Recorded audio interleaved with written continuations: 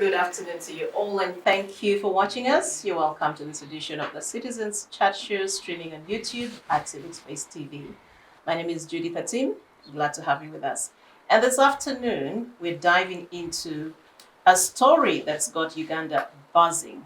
Well, just for the record, our topic for today is the MP's 100 million shilling cash bonanza, and also we shall be looking at corruption allegations in neighboring Kenya, that's between President William Ruto and his former deputy Rigathi Gachagua.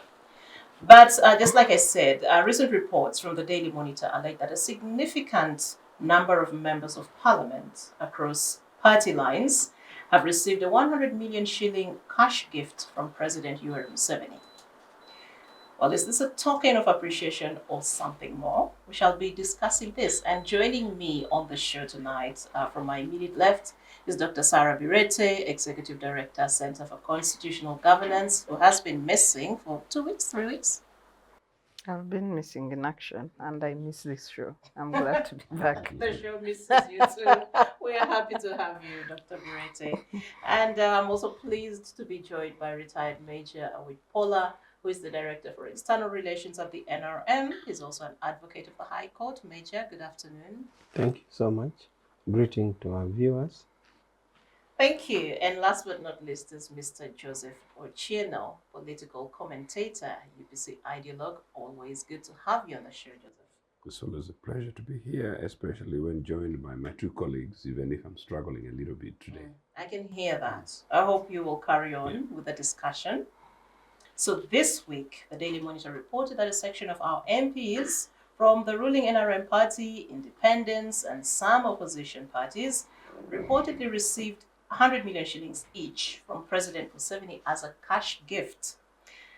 The Monitor goes on to say that sources privy to the transaction told them that the NRM MPs collected the money from the office of the government chief whip at Parliament between 8 p.m. and 9 p.m. on April 7th. While others reportedly received theirs from the residence of the Speaker of Parliament, Anita Among, in Nakasero. The money was reportedly given as a token of appreciation from the President for the MP's good behavior in courts and in response to pleas made by financially struggling legislators. But there have been the Monitor also reached out to a number of people, including the Deputy Presidential Press Secretary, Farouk Chirunda, who neither confirmed nor denied this, although he referred other reporters to the NRM Parliamentary Caucus. Also, the administration at Parliament distanced itself from the reported cash handouts. The Assistant Director, CPA at Parliament, said she wasn't aware of anything like that, and that she was actually getting this as breaking news from the press. But again, Monitor goes on to say that the payout followed persistent lobbying by some MPs who had directly appealed to the President for financial support. I'm not going to read the whole of it, but that is just to give you an idea of what exactly we are dealing with today. And I'll start with Dr. Sarah Bireete. I'm just curious, and that will go to all of you. Your initial thoughts when you actually read this. Again, and for the record, viewers, this is not the very first time we're actually confronted with this kind of cash bonanzas. So your very first thoughts when you woke up and you just interacted with that headline, what went through your mind? Well, I think NRM has created a legacy of bribery, fraud. And for me, it wasn't surprising. I was just like, oh my God, they're at it again. What is saddening, though, at this material time, although this is the 6th major time that NRM is bribing MPs. So what was saddening for me is our figures in terms of public debt, our figures in terms of budget deficit, the questions we should be addressing as a nation, the questions of filling the gaps for the health funding that USAID has been doing, the need to offer the nation quality education and the kind of roads that we have. And then you look at the priorities of the mighty NRM, like Afanda, which he usually calls it, priorities of of defrauding citizens. Because as much as we say the president has bribed MPs, the president has stolen from the people to bribe their alleged leaders. So NRM has defined their legacy. Or one time when the cloud settles, it will be written in history that the NRM governed by 3 Ps. 3 Ps being patronage, plunder, and pillage. It is just a government of mafias that retain power through manipulation and leveraging royalty to manipulate weaken institutions, manipulate the people, and defraud the citizens in terms of common good that no longer exists. A party that keeps itself in power through plunder, dishonestly acquiring property, dishonestly defrauding people. And if you go by the official data from the IGG, at 10 trillion that we lose to corruption, I think the genuine figure could be 20 trillion because this is a government entity. So you need to double these government figures. And the peerage is the wastage. You look at the priorities on one hand, priorities to provide life-saving medicines for our citizens, priorities to provide quality education, the children who go hungry at school, the children who carry bricks so that they are allowed in class, and you look at a leader who claims to have a vision, he's just concentrating on bribing people to pass fraudulent things that he wants to pass. What kind of vision is that? So this is the legacy of NRM, unfortunately. Thank you. I'll move on to you now, Major Awich. Of course, I'd also like to know your initial thoughts, but also more importantly, how does the party, the NRM, respond to these allegations? Because we know Farouk Chirunda, the Deputy Press Secretary, he didn't confirm this, but neither did he deny. So just over to you.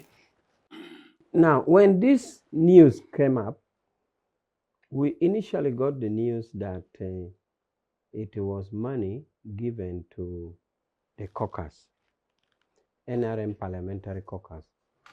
Now, NRM Parliamentary Caucus is a creation of the party constitution, NRM constitution, which makes it an organ of the party.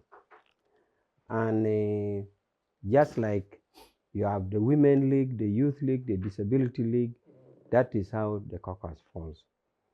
And incidentally, the other week, when immediately after the money was given, I had also been in that caucus because the caucus is an organ of the party, so directors and SEC members attend.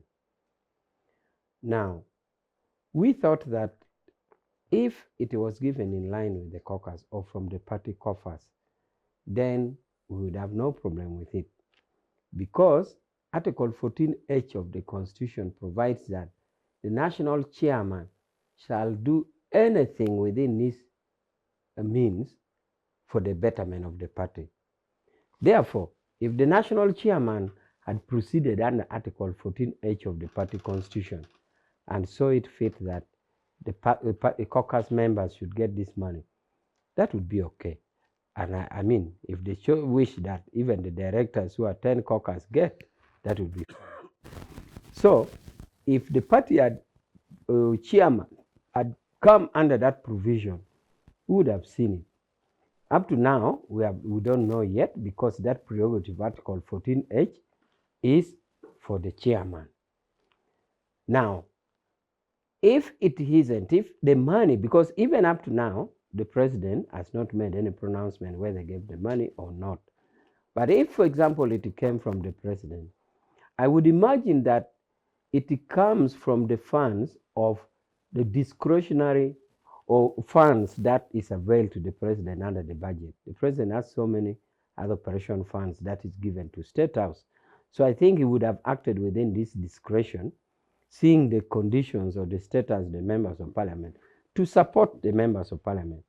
Because ideally, as we saw in the question of the money for the commission, which ended up in court, it was argued that money given to parliament must be appropriated in a way that is known. In fact, in that ruling, the court ruled that the appropriation was good, but the issuance was not.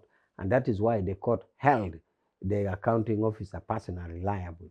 So money given to members of parliament, therefore, must ideally come through a proper appropriation method and given to them. But in this case, if it was from the president, then, well, maybe there could be nothing wrong for the president to give additional support if it is within the money appropriated by parliament for the presidential use. If he can do that yes, this money was given to me by government, by parliament, and this use in my office, but after seeing the MPs suffering, I have decided on my own to supplement them because I've looked at because he has a oversight to even see what budget parliament has. So if parliament didn't have that money, he can subsidize them. What kind of suffering are our MPs going through that requires, I mean, I'm suffering too, but I don't need 100 million shillings. You see, the president has been telling MPs that you don't need to give money yourself. The president has been telling MPs that we already provide money under in your constituency for PDM, he lists them. He tells MPs that you are safer off following the success of this money than pulling from your pocket. But he keeps saying that his MPs don't listen. They want to buy ambulance, they want to do burial, they want to do that. So they end up in chaos, in loan and in problems. So those are the problems that get to the president. But after warning them, he has repeatedly warned them that you can't do this thing on your own. Therefore, if the president found money which is within his accounting provisions and decided to help them, then it is within his discretion. Well, that's very interesting. But I would also like to let you know, dear viewers, our other wonderful guest, Honorable Salamu Musumba, is in the room, and she'll be joining us shortly. And that's after Mr. Joseph Ochieno talks to us and just shares his thoughts with us. So we'll just give her a few minutes to settle in. So, Joseph, when Major Awich was talking, I saw you were actually paying very keen attention. I would, of course, like to know also your initial thoughts about this cash bonanza, but also your thoughts on how these kinds of cash giveaways impact our political landscape, bearing in mind the context within which we find ourselves this year. We're just months away from political campaigns kicking off. Forgive me.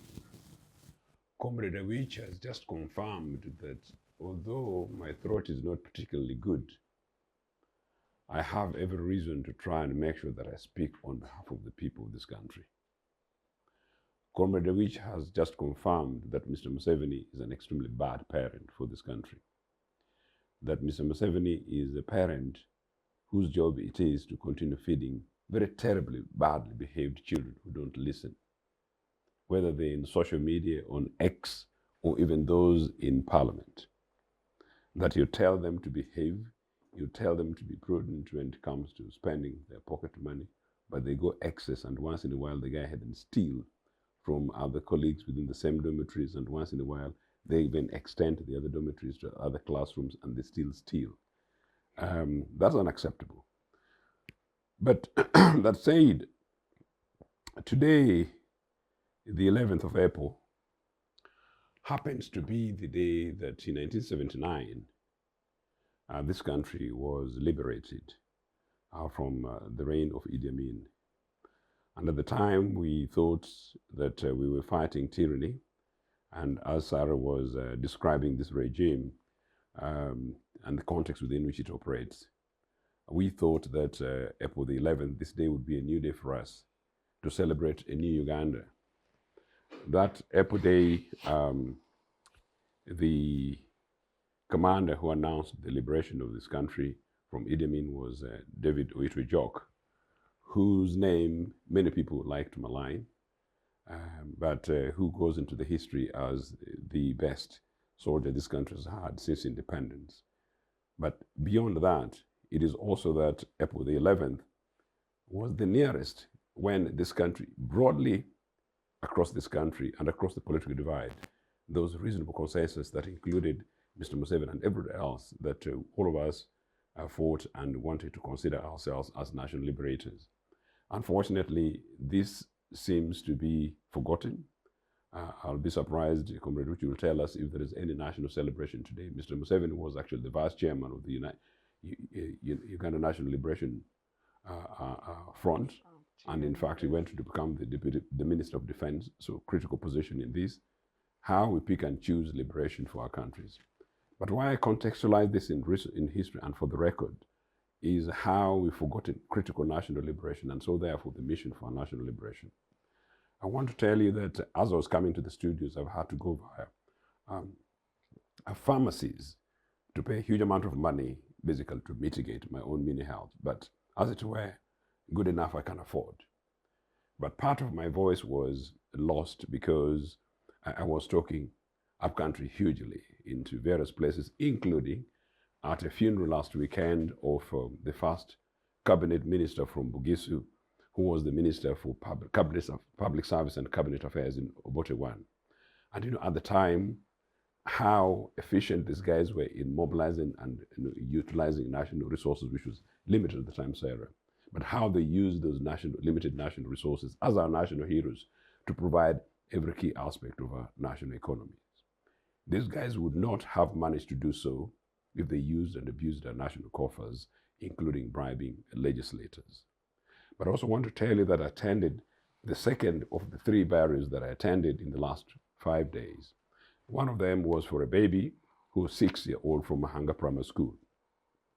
Mahanga Primary School is the school that produced the best primary school pupil, the best performer in 1972, as I was preparing my primary one, and I've told this program. That school lost a child from cerebral malaria. That is a basic health item, and if you're told how this guy struggled, there was no drugs, critical drugs in Agongara, although the medical officers there are praised, including by the parents and the grandparents of the child. But there was quite clearly insufficient medicine, or the appropriate medicine wasn't there. How the medical guys attempted informally, not formally, informally, to get this from Tororo and they couldn't. And how they went to Mbale and they couldn't. And here we are talking about 100 million shillings per a legislator as a cash bonanza for them, and public services are dying. Tell me how criminal, or how more criminal that would be.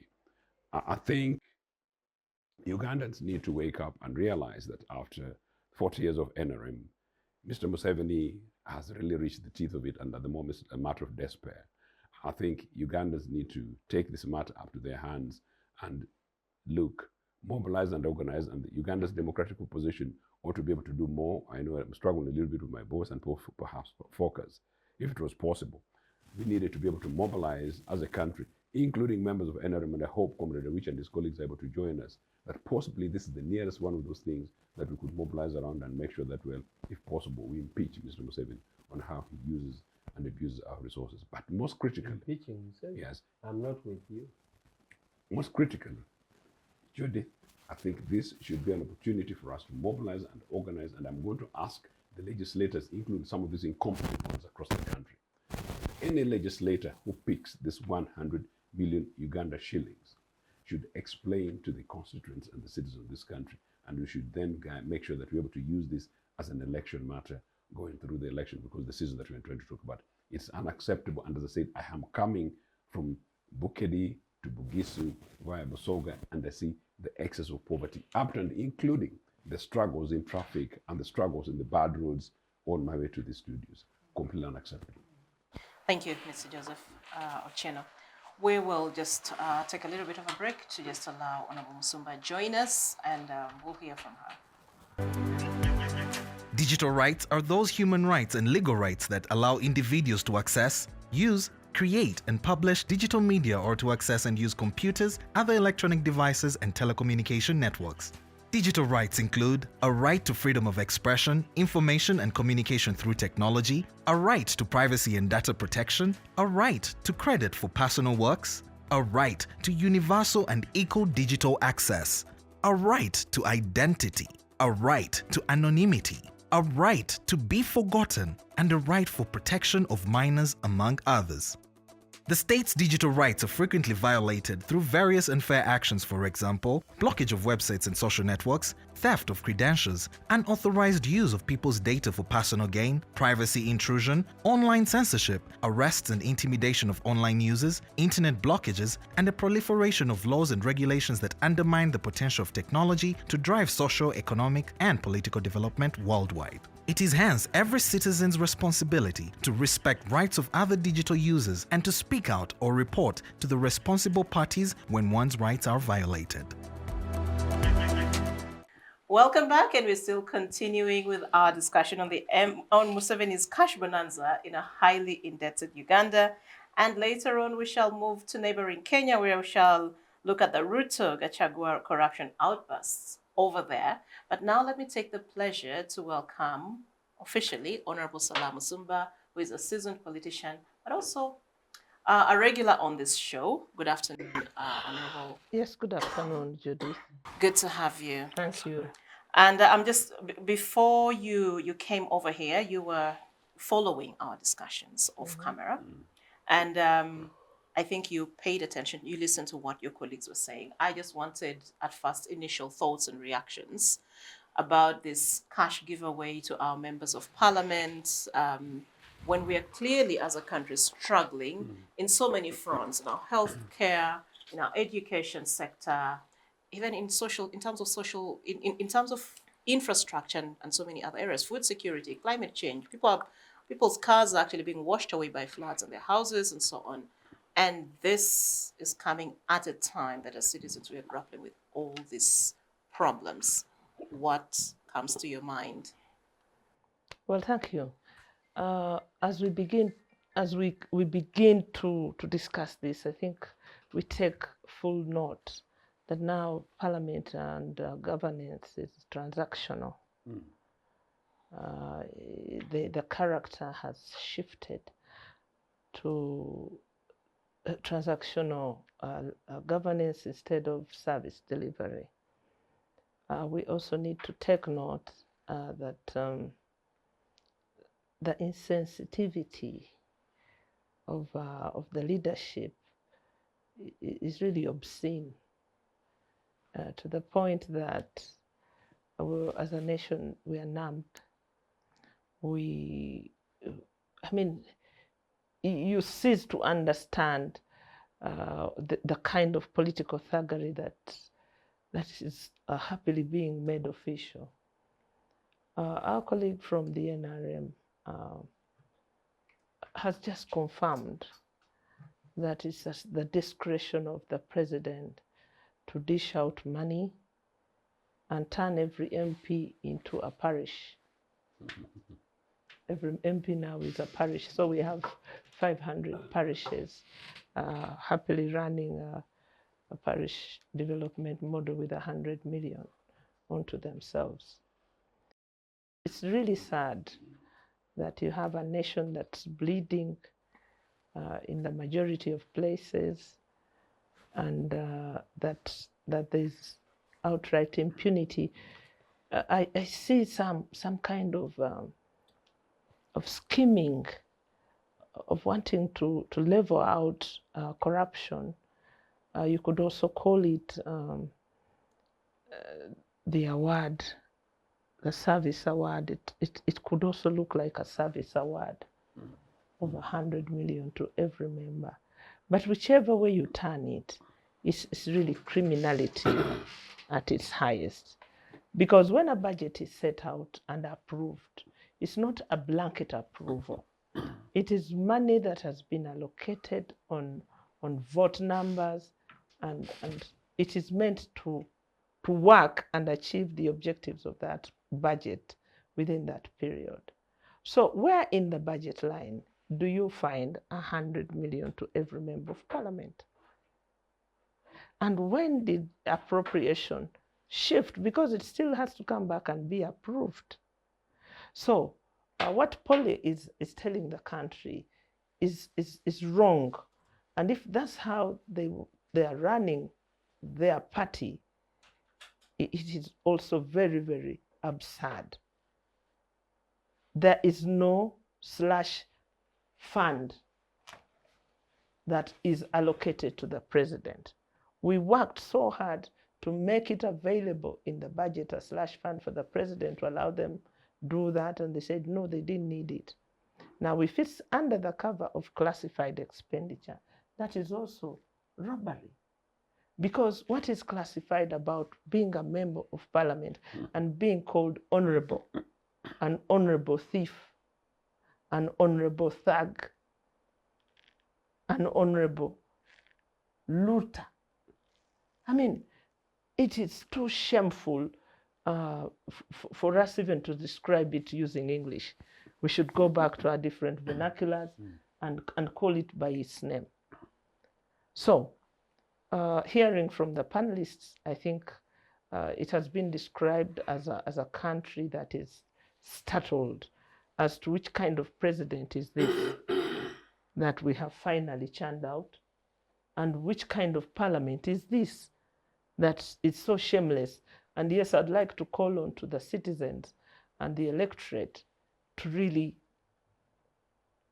find issue with this kind of transactional leadership that is very dangerous to democracy and the stability of this nation. Thank you. Thank you.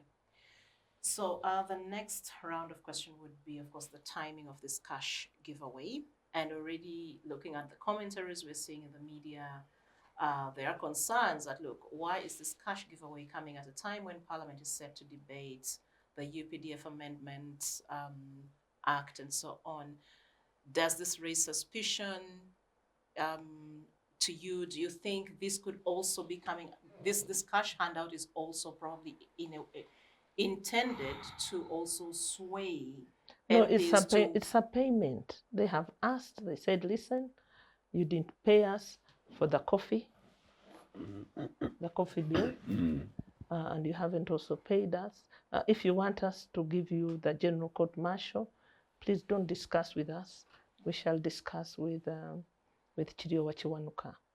Don't waste our time, just pay. And I think they asked for 200 million. The down payment is now 50%. It's no longer thinking, they've negotiated. It's a negotiated settlement to sell us out. Dr. Sarah. So for me, what's concerning, and I'll come to your question, because in politics, timing is everything.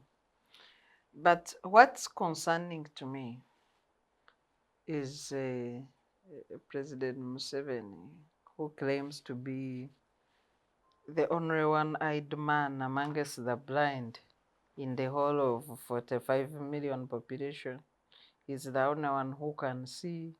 He's the only one who knows everything, as if when he is no more, then Uganda will cease to be.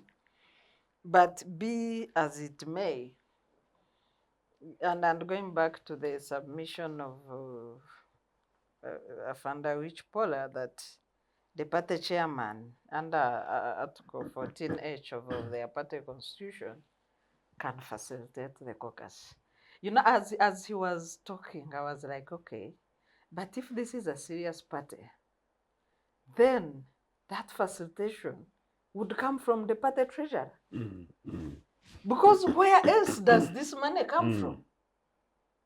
If it's money meant for party caucus, party structures, it must come from the party treasurer.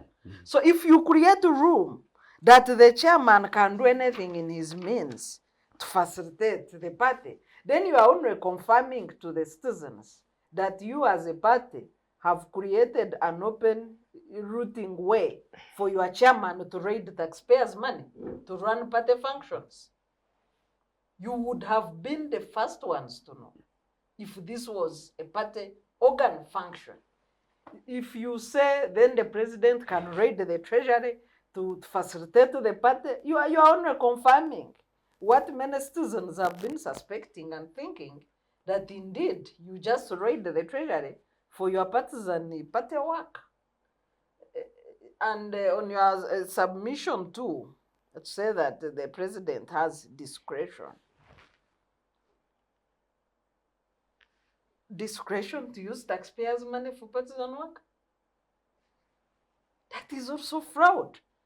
And I go back to the 3 C's. Patronage, E. that takes away merit, that takes away competence, that has killed institutions. Plunder and pillage, steal and waste taxpayers' money. So that's the vision of NRM. But going back to the timing, you know, President Museveni has institutionalized this fraud, that whenever he wants something dubious, it's a matter of pay as you go for all his dubious skills to be, you know, endorsed.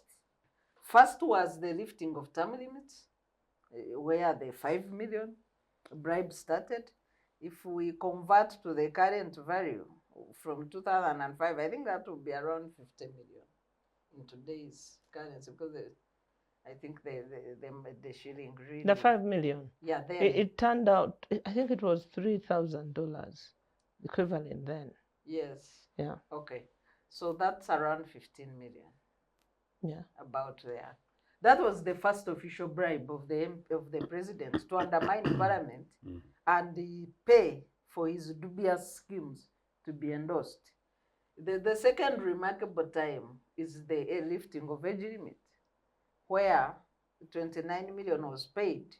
The MPs, according to some news articles, kept demanding for more money. I don't know whether it was later paid, but that was also a bribery for dubious, you know, wishes of the president to undermine the constitution of Uganda and the values and aspirations of Ugandans to keep himself in power.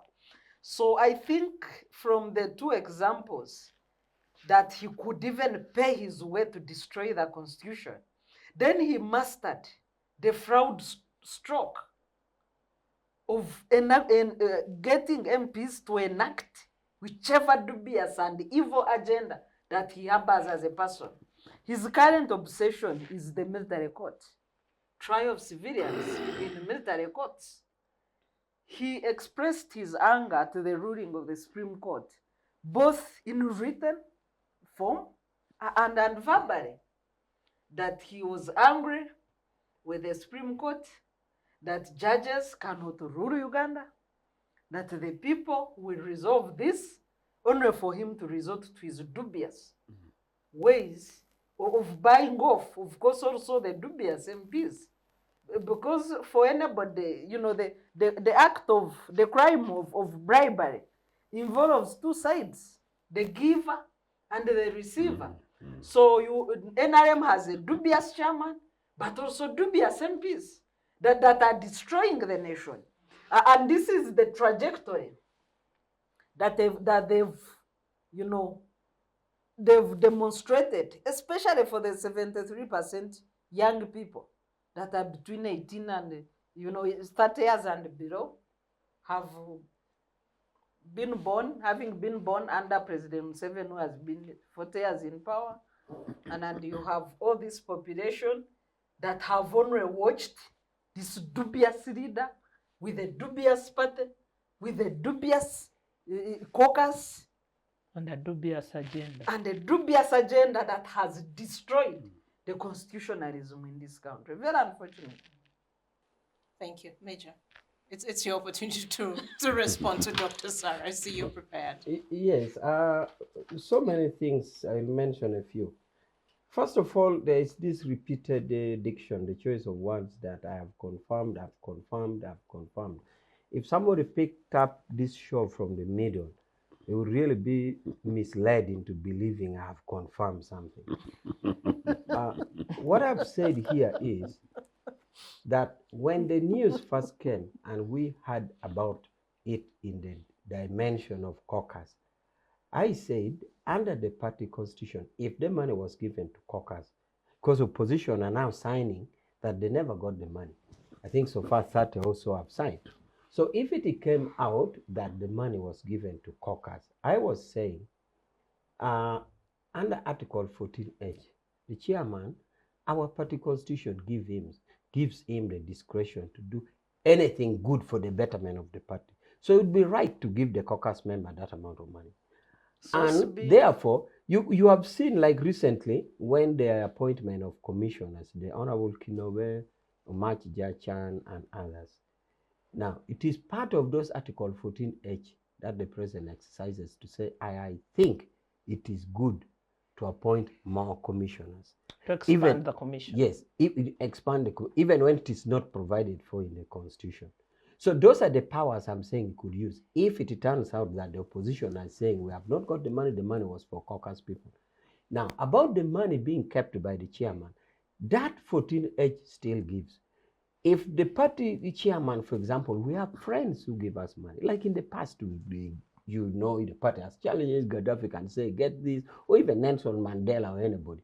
Now, still the party chairman can choose under Article 14 to either keep the money or give to the treasury. Still, under Article 14H is okay. So it is not true that whichever money that he gets, he could have got from the treasury if it is for the party.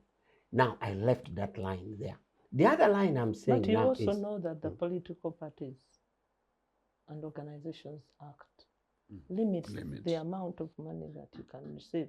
Surely so is this over and above? It's over and above. Well, that is another 400 million debate. per year from one source. Yeah. So, now, so that's if 4 MPs. if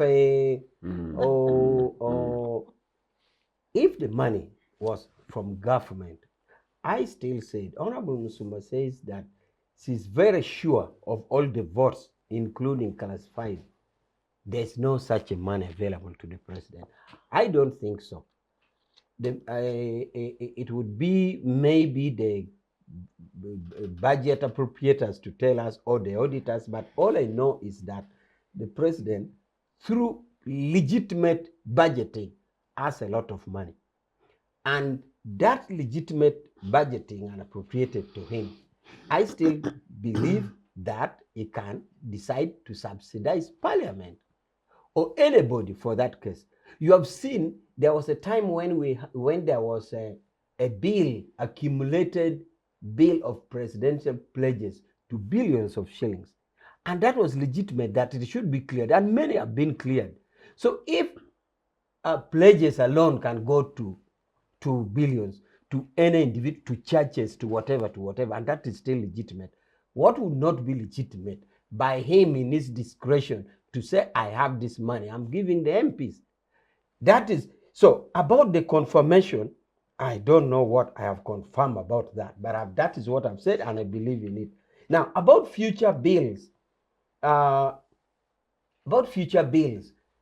ideally, when we give our flags to our candidates and they win, and later on when we have independent MPs who come to sign an MOU with us, the belief is that our cadres, our flag bearers and the independents who associate with us, generally as a matter of principle, agree with us. And therefore, we wouldn't have challenges in passing any bill if it is so legitimate. And in any case, fine, they have the mandate to consult their people, they are meant to debate it. So I do not think there would be a big worry in future bills that would worry us so much about buying the members of parliament. Bills will continue to be passed, even if you don't have all the flag bearers in there agree with us. But we have an absolute majority that passing any future bill shouldn't be an issue about us. Now, about the people resolving an issue, and there is that feeling that the people resolving an issue, then therefore turning to MPs if you consult them in future or now, that will not be the people. We all know that Parliament is a National Assembly of the 45 million people. Not 45 million can sit in Kololo or in Nambole. The 45 people coming to a National Assembly come through a representative capacity. So if we consult the MPs and else MPs do pass, we have used the people as opposed to the court, and that's what the president is saying. But also we have also through the constitutional means procedures like referendum. If a matter becomes contentious, that it falls within that ambit that needs a referendum, that is one avenue of the people that will resolve a matter through the people. But resolving a matter of the people through their representative, through an assembly of the country, through a national assembly, is perfectly right. You'd still have resolved it through the people. And therefore, the giving of the money, until we get further and better particulars, especially from the giver, we may not reach a conclusion. But I strongly still feel that within the presidency, whether through the party or through government, the president would still have at his disposal legitimate money to give. But also, before we move on to Mr. Ochieno, I'd also like to hear your thoughts about this thinking, this line of thought that this cash giveaway is basically intended to see the ruling party actually vote a certain way on the UPDF Amendment Act. Maybe you'll come back to that later? Me? Yes. I talked about it in future bills. I didn't want to be specific. I thought so. I talked about it in future bills. I said that we have the absolute majority. I started by saying that when we go in for election, we choose through primary our flag bearers. And I said when they're elected, we even add more independents who come and sign an MOU with us. So I said through this absolute majority, there is no reason for us to be fearful of any legitimate bill that we want, that you could therefore associate the giving money now or in the past. That would absolutely be rumors. We have the capacity to whip, and that's why we have a chief whip. We just whip our members.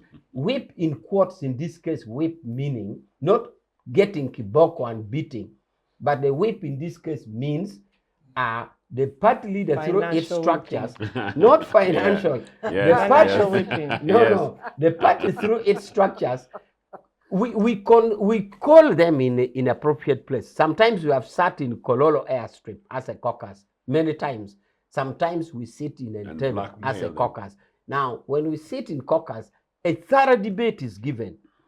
And sometimes, I remember of a matter, we referred it 3 times. I think coffee, we debated it in State House 3 times without a resolution. Okay? Now, this should show you that when there is a caucus sitting, it's not just Mr. Museveni coming to declare. No, if that was the case, we wouldn't have one agenda item deferred 3 times with hot debate.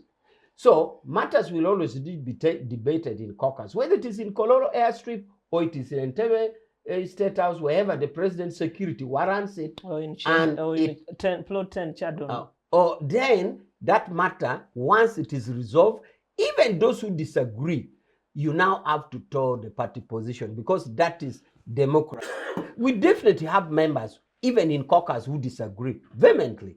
But when you disagree, and there are other issues, we have dropped it. Okay? We dropped many issues in a party position. For example, when there was an attempt to say that the leader of opposition be elected, voted in parliament, our party position was saying, no, let the democracy be as it is. So it is absolutely not correct to say there's an apparent way of a dictatorship in NRM or swallowing something, or machinations, culture manipulative. No. So for future bills, whether court martial or anything else, we shall always call a caucus, debated. If it is rejected, it will be rejected. And then that's be it. So we are not afraid because we have the absolute majority. Okay. I wanted to ask about, you know, on paper, yes, it's true, NRM has a comfortable majority in parliament. But the way they behave, and I want to refer to the violence and the political greed they demonstrated over Kawempe by-election, where NUP had lost an MP and that was a NUP seat. But the way they acted, I don't think that they are comfortable with their comfortable majority in parliament. So politically, they behave like this spoiled greedy child Political gluttons. who overeats. Even out of overeating, the child is vomiting, and there's a neighbor who is hungry and crying for some food. You want to pass a little fruit to the neighbor. Grab. This child who is overeating and vomiting will chase the hungry neighbor. So I don't think you are comfortable with your numbers. No, just a minute. On the issue of Kawempe North being an FDC seat. It was a Noob noob seat. Noob seat. seat. That is not correct. You see, when you see the provision in the East African Legislative Assembly, the East African Legislative Assembly apportions seats to parties. For example, when late Kasama died, he was on the NRM ticket. It was automatic that that position would be given to NRM. Like we currently have this Mao DP man in Arusha. God forbid, if that DP man dies, there's no way NRM is going to claim that position. That is a special legislative arrangement under the East African Community Parliament. But for this one, it is not. So if you lose a if NRM loses a member of parliament, even if it was in a Kirihura in Nyabushozi, it's still every party to go for it equally. No, I understand So it that. is not. The So issue I don't want the viewers to get a feeling. I don't want our It's viewers not. to get It's a not. feeling It's that you. Kawempe North election was for a noob. It This was- is not an arrangement like under East No. African Parliament. Of course, there is no misunderstanding. It was So let's about- it take was about the time. life and I'm death of- just describing how you came in with a life and death That's mentality correct. to claim a seat where the incumbent wasn't even yours. That's what I'm describing. Quite clearly, not a safe NRM seat, as you'd call it. Yeah. Over to you, Joseph. No, I Still really, in relation to the timing no, of the I really Kashmir don't know how I can describe it. If you're convinced with what I'm beyond saying, what my- saying you are convinced, you wish. so that will save time. Governor, you wish. No, quite clearly part of it is in continuation of what Sarah is saying. These NRM guys are desperately seeking to make sure that they control this republic 100%. Mr. Museveni at no time is comfortable with anything other than whatever he believes in his line. To the extent that I think that we even have a semblance of opposition.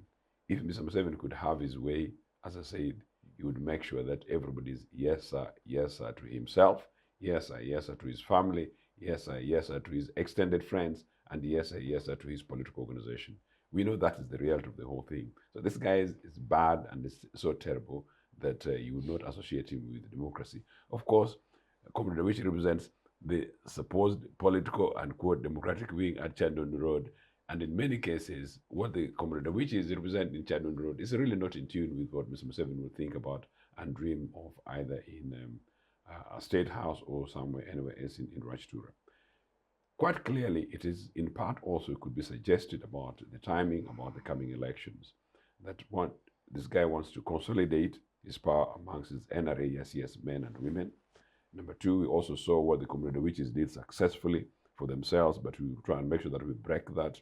This thing about buying off a very, very distasteful buying off, seeking to buy off actually opposition legislators, and I think part of it is a scare, seeing the possible advance of NUP and other political parties and organizations of UPC and others and FDC as they regroup, but also in part to simply say that, look, let's show that we are solid and we're claiming back. And I think it may even be part of the spirit in which they went in such a crude way to misbehave excessively, criminally actually, at Kawempe.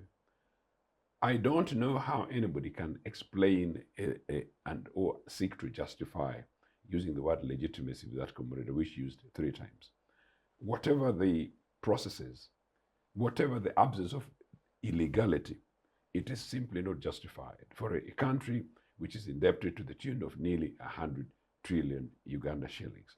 It's completely not justified. To a country in which an average citizen at the moment is indebted up to 2.3, possibly coming to 2.5 million shillings per family unit. It's unexplainable and unjustifiable. And if you look at, and I normally refer to physical reality cases. As I told you, I came from Bugisu and I came from Bukedi, and I saw what happens in Bugisu. Once upon a time, the bastion of wealth from their coffee and the industry, and of course their education. And of course, usually on my way back, I go via my beautiful Busoga that grew me up, and every other time, Comrade Salamu Musumba, I always look at my Busoga College Miri, and I always wish, and I see the brokenness of there, including our industrial capital, Jinja. This country is struggling, the majority of the citizens are struggling. Judith, in context of that, if you look at the 2.5 million indebtedness per an average citizen, to consider that an average citizen of my local Nagongere is indebted to that tune. But Mr. Museveni adds to that indebtedness by bribing a legislator amongst the most privileged people in this country, amongst the most highly paid individuals in this country, some of whom are amongst the most incompetent, and some of them are not necessarily amongst the most skilled or educated people in this country. And so amongst the least deserving people. And of course, all of us here are party to this, we've got friends, and many of us may be members of parliament tomorrow and will be members of parliament, including Salamu. But we're talking about some of these particular individuals who are able to take those positions and do it as a meal, and to do it to club, and to do it still the manner in which Museveni is doing it is completely unacceptable. I tell you finally, in my own family, extended family, within the last 1 week, I rescued 3 children from 3 families. One family, this guy cannot, children attending UPE schools, merely 14,000 Uganda shillings for 2 children, building fees for 7,000 shillings. The children at home, they couldn't pay. Another equivalent amount of money, the boy has got uniform. Another, a boy in P6, really nearly going over age. So these are 3 families within my own extended family alone. I already told you about some of these deaths. And so if you look at this, and then you go and look at the context of public services, and look at the absence of monies, and you stop over on your way to Tororo, and you say hello to average boys and girls down the street, and you see how helpless they are. And they call you honorable. And how begging they are. Precisely. Yeah. And they're asking me to give them solutions to their livelihoods, including supporting their projects. And we're giving payouts to our own boys and girls as theft, direct monies from their pockets. It is criminal. And as I said, I repeat, I think Ugandans ought to mobilize, and Salamu, you and I, whatever we do, we need to find a way in which we're able to re-amplify this conversation so that it reaches the vast majority of the people. And quickly to close, fortunately for this bunch, they've impoverished the population. Fortunately for this bunch, the incompetence, including the air networks, MTN and Airtel services, which is terrible, which again is part of government, although they're private things. Government gives these guys contract, but they don't have the capacity to police these agencies to make sure that people have got access and network, leave alone data. The majority of the people in rural Uganda, unfortunately, don't get this information, and they don't know what's going on. They don't know that they're directly being impoverished by a critical section of a privileged lot. How Salamu and I are able to do that as political leaders. Comrade Rich, you too, you should consciously be able to do that. And how civic leaders, like Sarah, and indeed your program, are able to do double this effort to make sure that we reach to the grounds, to make sure that the critical majority of Ugandans, who are the most impoverished, the ones who are suffering much more directly, I think is part of the challenge. Interesting. Of course, these allegations have raised a lot of questions about accountability, transparency, and even the integrity of our legislative process. But also, equally eye-opening is the fact that the administration at Parliament has distanced itself from this cash giveaway. But then, what does such a disconnect suggest?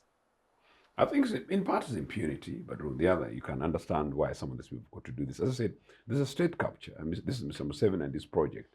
I actually want to say also that in many cases, some of the people you refer will see these things, but some of them will fear.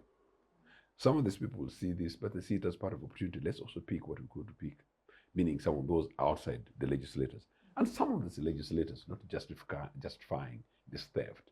We'll see that whether I pick it or not, things will remain the same. No, I think people need to begin to re-examine their conscience and take position and simply say no. Yeah. Thank you. Salam, just the same question I posed to Mr. Ochieno. What do you think this disconnect suggests? He thinks this is about impunity. What do you think this is about? Well, it's about dysfunctionality. Over the years, we have died as a nation. We are a soulless nation, where there's so much disparity to the extent that people, ordinary citizens, are no longer able to work out what is government. They don't even, the disconnect is so huge that they don't even know what's happening to Kampala. They fail to explain to themselves why their situation doesn't change, you know? And it really falls onto us to unpack this dysfunctionality and describe it to them so that it becomes their struggle, their pushback. You see them very angry, and their anger is a destructive anger. But a civic awareness and civic capability, it does not have to lead to destruction. It shouldn't. There must be ways in which we disagree. That disagreeability should be civil as well. We have gone on. When I look at what happened in Kawempe, you can see in the phases of dysfunctionality that we are steadily moving towards warlords. You know? So we will soon, and my prediction is that 2026 is going to introduce warlordism into the body politic. You have Fangon, Ghetto Boys, all these are managed by Christopher Damlira. Those are his operations. He gets operational funds for that. And so warlordism is in the air. There'll be warlords. You will have a Fangon and Ghetto Boys in every town. The issue of Ghetto Boys is being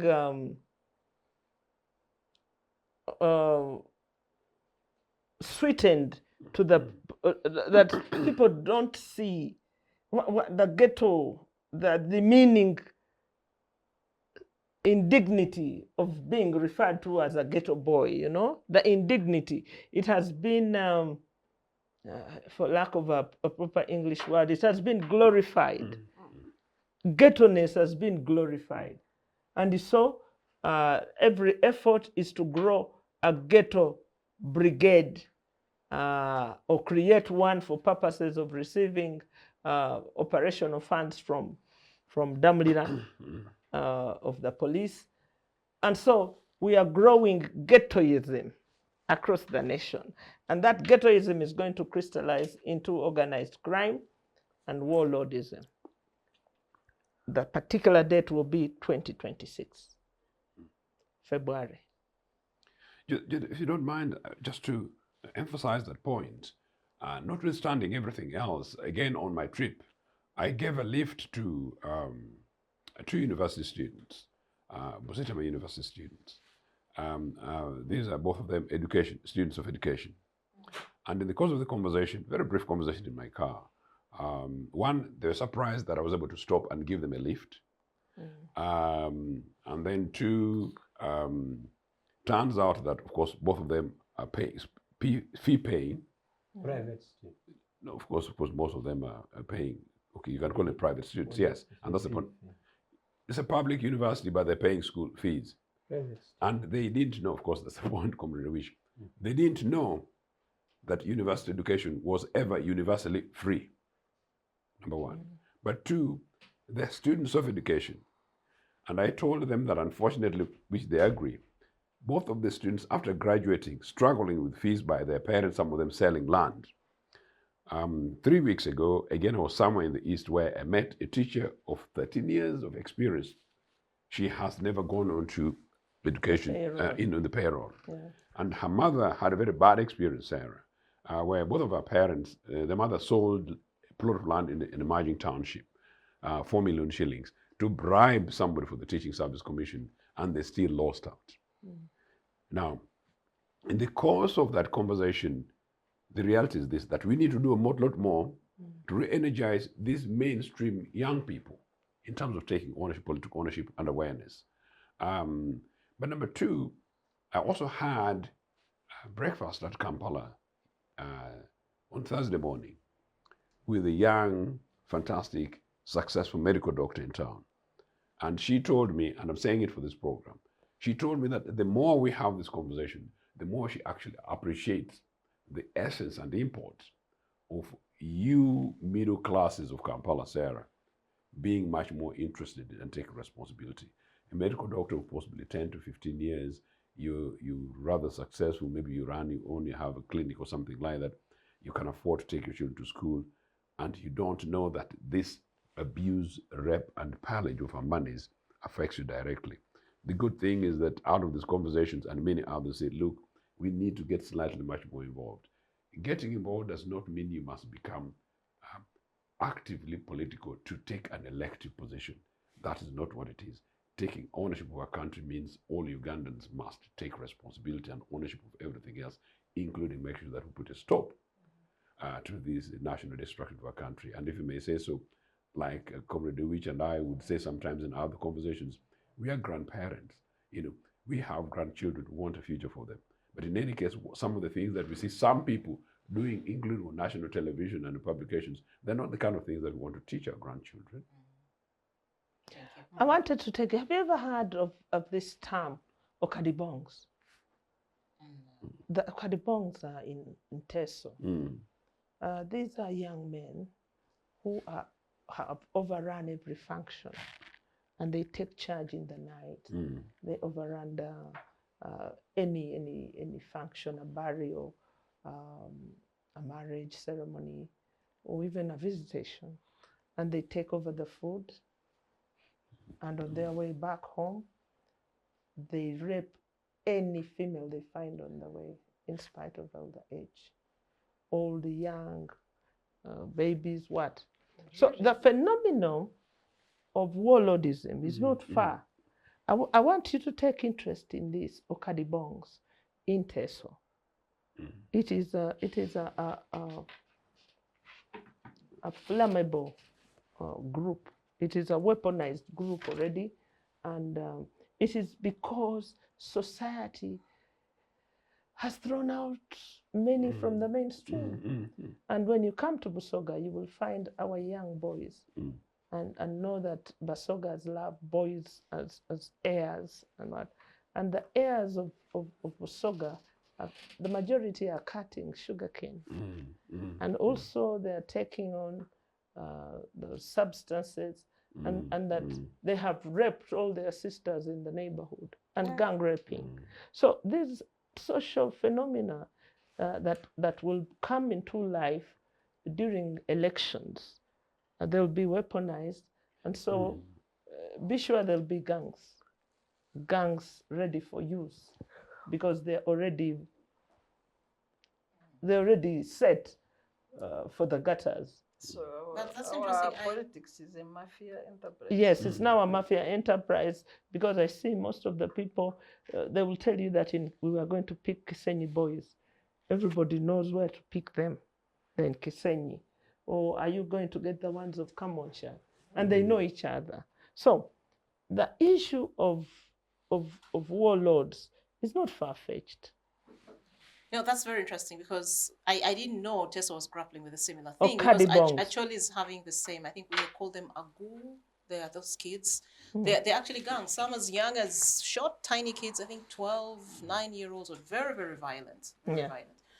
So yes, Major. I want to pick on two issues. One, on the issue from my Congress brother here, who is saying the viewers, and after he met the doctor, his point seems to conclude that the viewers are saying this show shows them the bad things in NRM or government. No. It enlightens them. You had your time. So that is my understanding. that now, therefore, because you have talked to the people, then the people will take and do whatever. My point is that this show is good, and it is intentional, enshrined in the freedom of expression, which is promoted by NRM. Now, it is also good that here, even if always the majority speak the opposition language, but at least I'm there. So you leave it to the viewers. At least they are happy to know that despite the majority who assemble here, but there is one sane voice from NRM. So therefore, the judgment is on the views. Did you viewers. hear that? A sane voice, So- which shall wait means for the that comments. the majority of among NRM the Watch the majority comment here, section. among the majority here, no, not the majority in NRM, but the majority here. Thank you. So, my brother, leave the judgment to the viewers because they listen to you and they listen to me. Now, about lawlessness,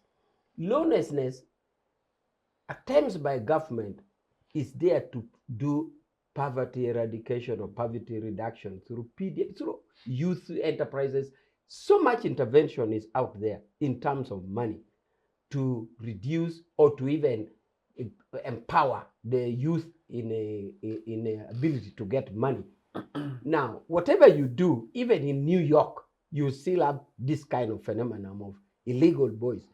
Therefore, this is why one time President Museveni came up and saying, if we have this lawlessness, it was even against the police bond, because these boys do this thing when they go to the village police, they are given bond.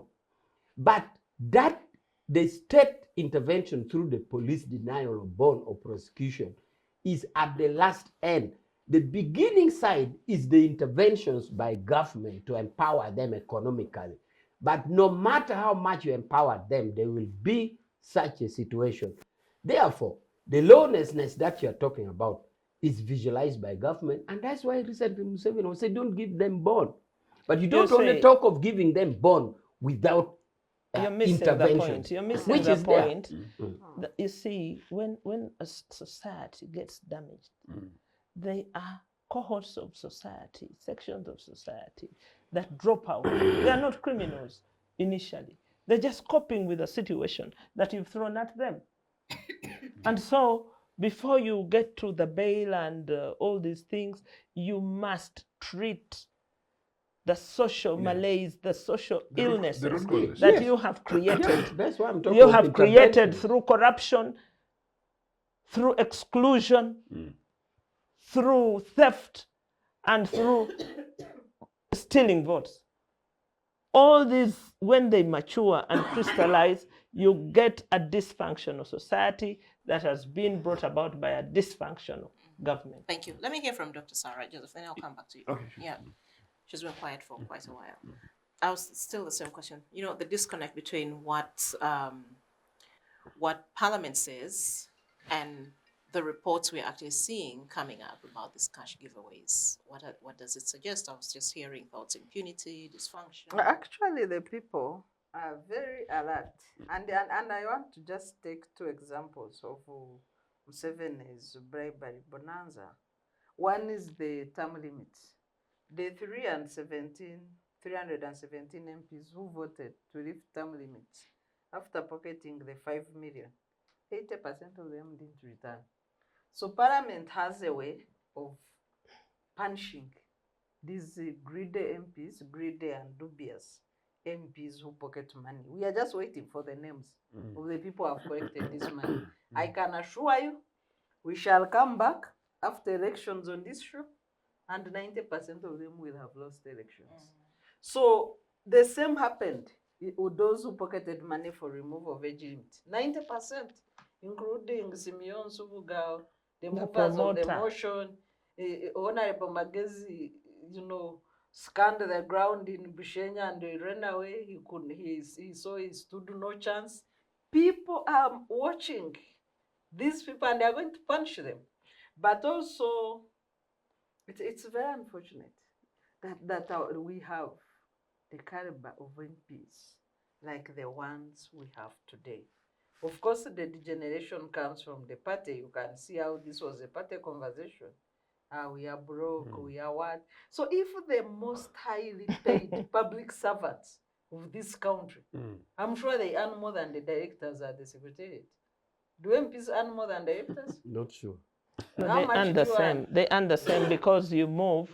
If you have been an MP like Honorable Todwong, you move with your entitlement. So they earn and about therefore, the same. The same people, the people who haven't been take advantage of that, so they earn about they the negotiate. Same. So MPs earn about between 40 to 65 million.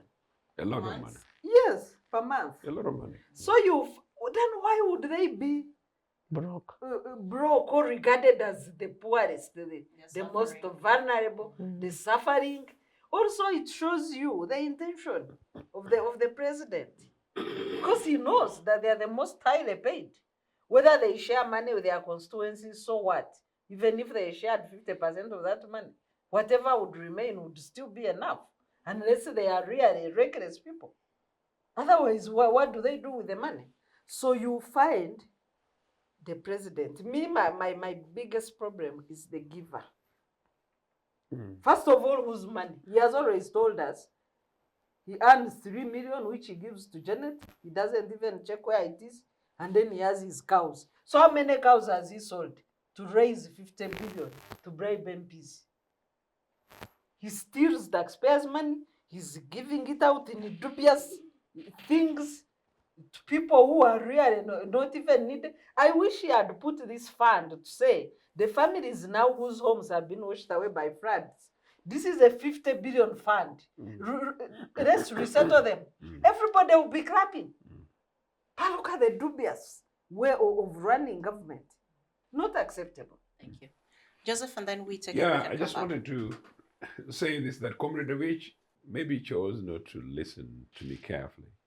When I was talking about the fantastic doctor I met yesterday, that doctor, for the record, hadn't watched this program. And you'll be delighted, you and your program, that I introduced her to the idea of this program. So she will almost certainly watch this program. But when I was starting the conversation, it was not in that relation.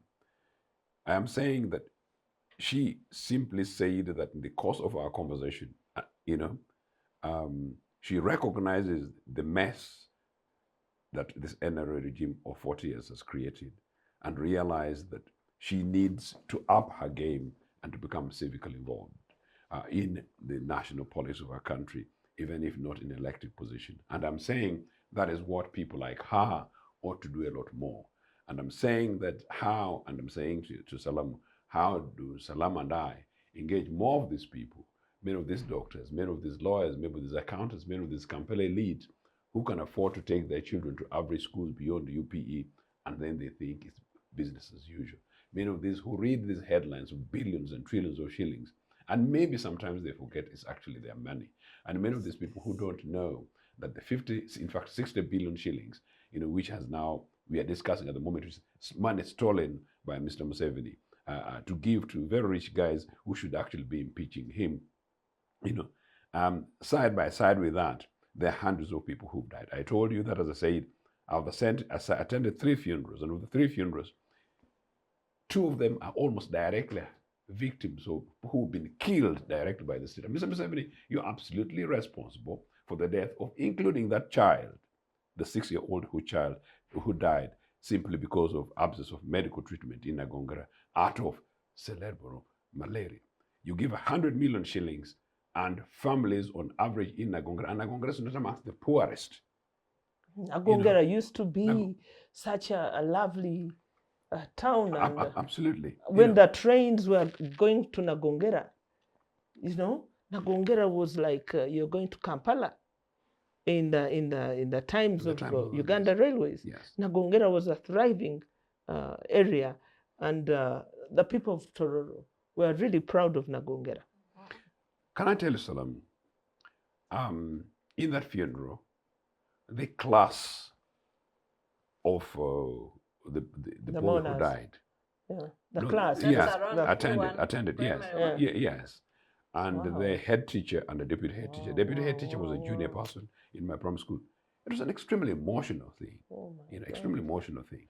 But also, number 2, there was also another accident that happened. Pupils apparently being taken, and in fact, I didn't even want to discuss this, to a patriotism nonsense, exercise. Ironically, in Mahanga Primary School, and a lorry overturned.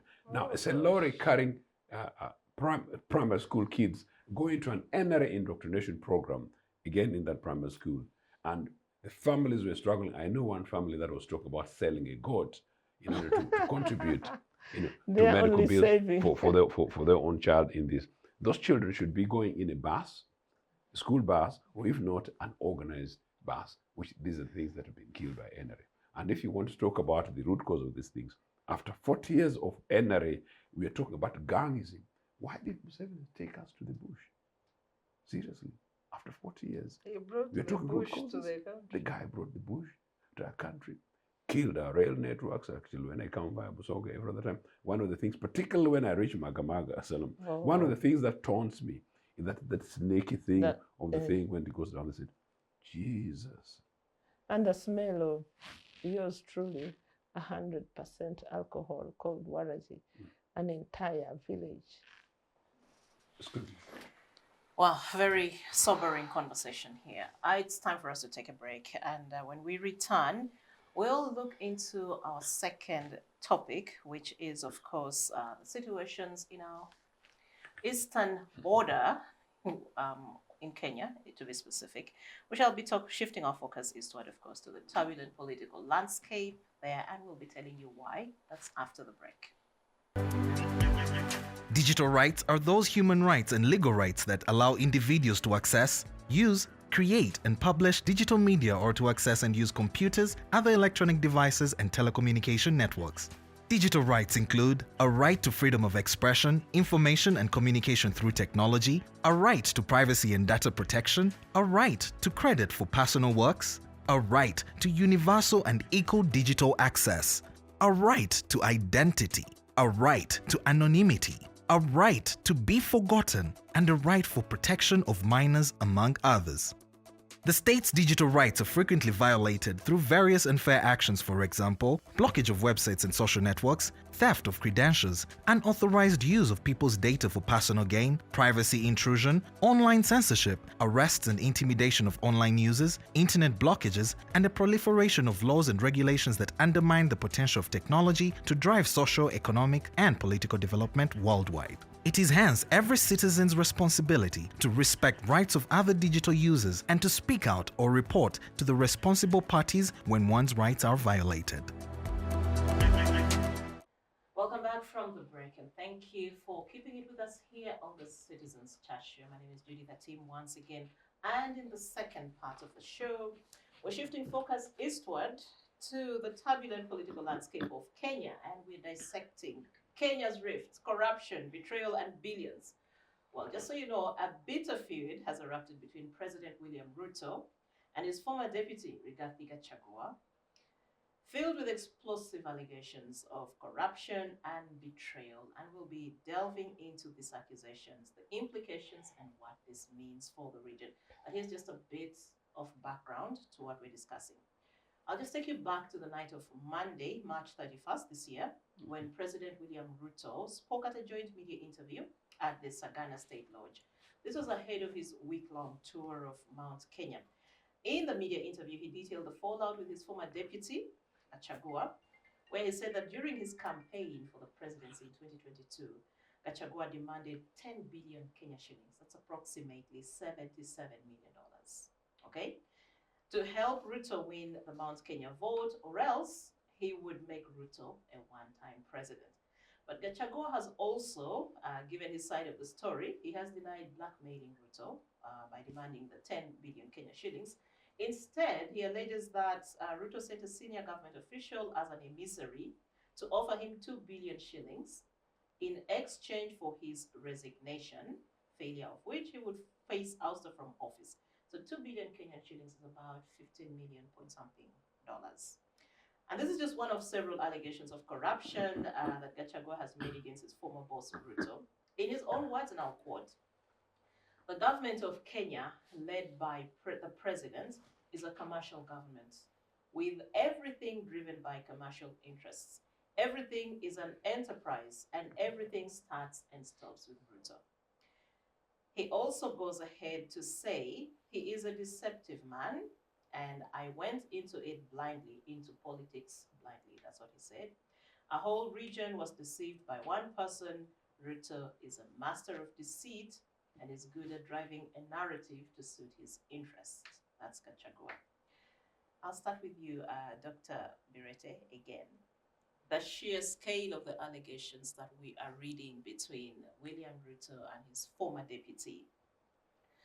I mean, how does this impact public perception of these two leaders who were once very good friends, We saw when Ruto was campaigning and he picked Rigathi as his running mate, how he was making all these glorious statements about him. He's such a good person, he's hardworking, he's a good mobilizer in terms of people, resources, and so on.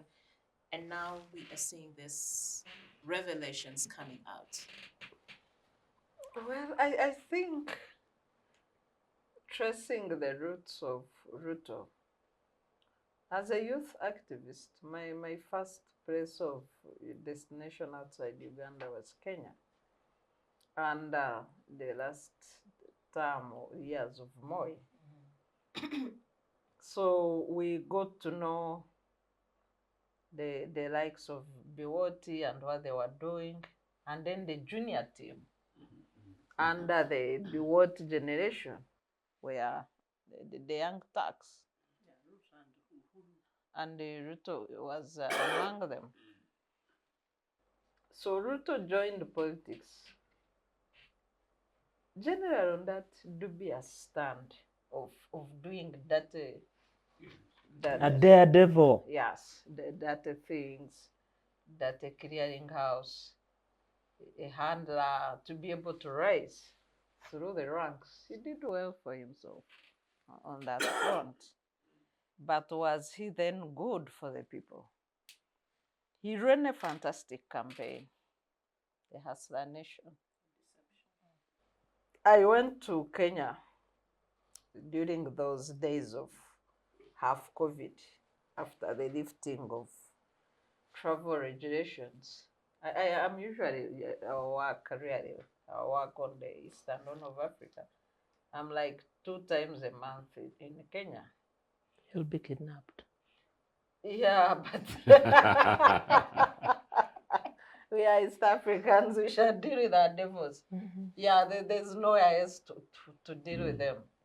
So you find that every situation changes. And I like conversations with the drivers from the airport. Kenyans discuss the economy, unlike Ugandans. Every Kenyan understands the economy and they discuss the economy. And that's the conversation I usually have with the drivers. As you go to town from the airport. Yes. Okay. So everybody now appreciates in Kenya that the economy that worked for the people was the economy under the late Mwai Kibaki. Everybody felt that economy. It worked for ordinary people. It worked for everybody. Uhuru's regime, when he was in power, least appreciated, but now more appreciated because of the devil is in power. And if you follow the campaign trends, the message is that Uhuru Kenyatta used to tell people on why he never endorsed his deputy. They've all come to pass. But who is Ruto's role model? And for me, this is what worries me. Ruto, at one time, almost became like a Ugandan.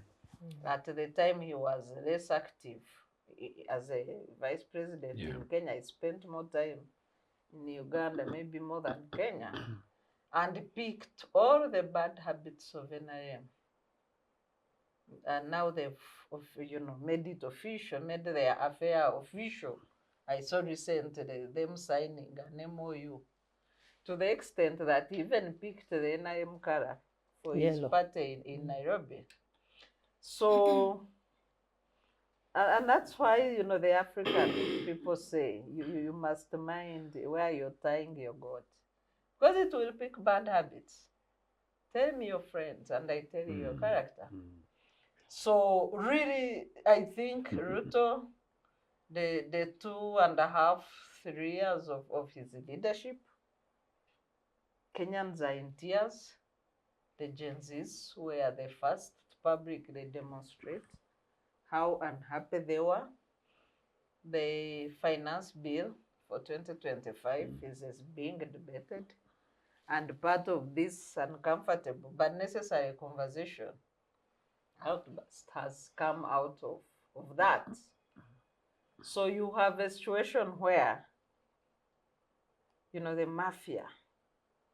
And we are from discussing The East African mafia. yeah. So now it has extended. The mafia cabal has integrated their tactics. So the issues that Honorable, the former deputy president, but also the Attorney General and Minister for Internal Affairs, Honorable Muturi, are saying about Ruto, you don't even know where to run. I think then whatever he learned from Museveni, he has perfected. Multiplied. The instructions very fast. Hustler. Yeah, he has really hustled the nation. Yeah. Instead of building a conducive environment for us, he has hustled the nation. And sometimes you wonder, what money do these people want? What money is enough? What more? Yeah. Well, these are very rich people, by all standards. But the richer they get, The rich thieves. the more they want to steal and steal for themselves. It's addictive. Thank you. It's more than drugs, eh? Yeah. Let me move to you, Dr. Major Awich, just from the tail end of Sarah's submission. A few months ago, you hosted Ruto's party, a delegation from Kenya, the United Democratic Alliance, who was here to, you know, borrow lessons from NRM that has been in power since 1986. We also know from our conversations here, I mean, the first part of this show, we're talking about these cash giveaways, which has set us back as a country. We've questioned whether such resources could have probably been deployed to more, to areas of critical need for the country. So here we have a government that is also riddled with issues of corruption and so on. We have your peers in Kenya also grappling the same thing. At what point do we have this peer-to-peer, honest, candid conversations about house cleaning, about doing what is right for citizens in both countries? If you could just maybe just take us back to the conversations you had in terms of moving citizens and moving the region forward. Well, as you know, I am the Director for External Affairs, and one of my core mandate is to ensure that the parties, the think-alike parties, progressive parties around the world are friendly to us. And this means we have parties all over the world, whether from China, Russia, ANC in South Africa, or Denmark, wherever. That is my mandate. But when it comes near home, it is therefore pertinent that in East Africa, especially the ring states, we have good communication and cooperation with them. And to this effect, I have a good relationship with SPLM. They have visited us. I have good relationship with RPF in Rwanda. We have been to Rwanda twice. One for the National Conference of RPF to give Kagame a flag the last time of the election. And secondly, for swearing in when he won the election. CCM was there 2 months ago for their national conference, a similar one we have in Nambole. I was in Dodoma with them for 4 days. Now the Kenyan one came here, as you know. We hosted them well, took them to Chankwanzi, the show place. We took them for independence celebration, Tarehe Sita celebration in Chotera. I took them to meet the president in State House, and we have many engagements. So the only country I've not managed to bring on board among the ring states so far is DRC. I've not managed to get hold of their ruling party, and we are working on that because we want to be friendly to all the ring states, leave alone the global. Now, with the Kenyan party, we discussed sharing best practices, sharing experiences, learning from each other. And by the way, next week I'm flying to meet them. I will be in Kenya. We are going to agree on, because they had requested to visit Uganda and do a course in Chankwanzi. So we're going to have 100 of their cadres to come here and share with us and learn with us. So, as I said earlier, the discussions that we had were best practices. not bad practices. So we are learning best What practices. are your best practices? Governance, Oh my democracy, God. accountability, I'm protecting you, please. accountability, the mass line Mass that we need, the mass line approach. For example, we insist on education for all UPE, we insist on health, with vaccination of children, you know, mass approach as opposed to classes or favoring a particular class. So we have a list of best practices to share.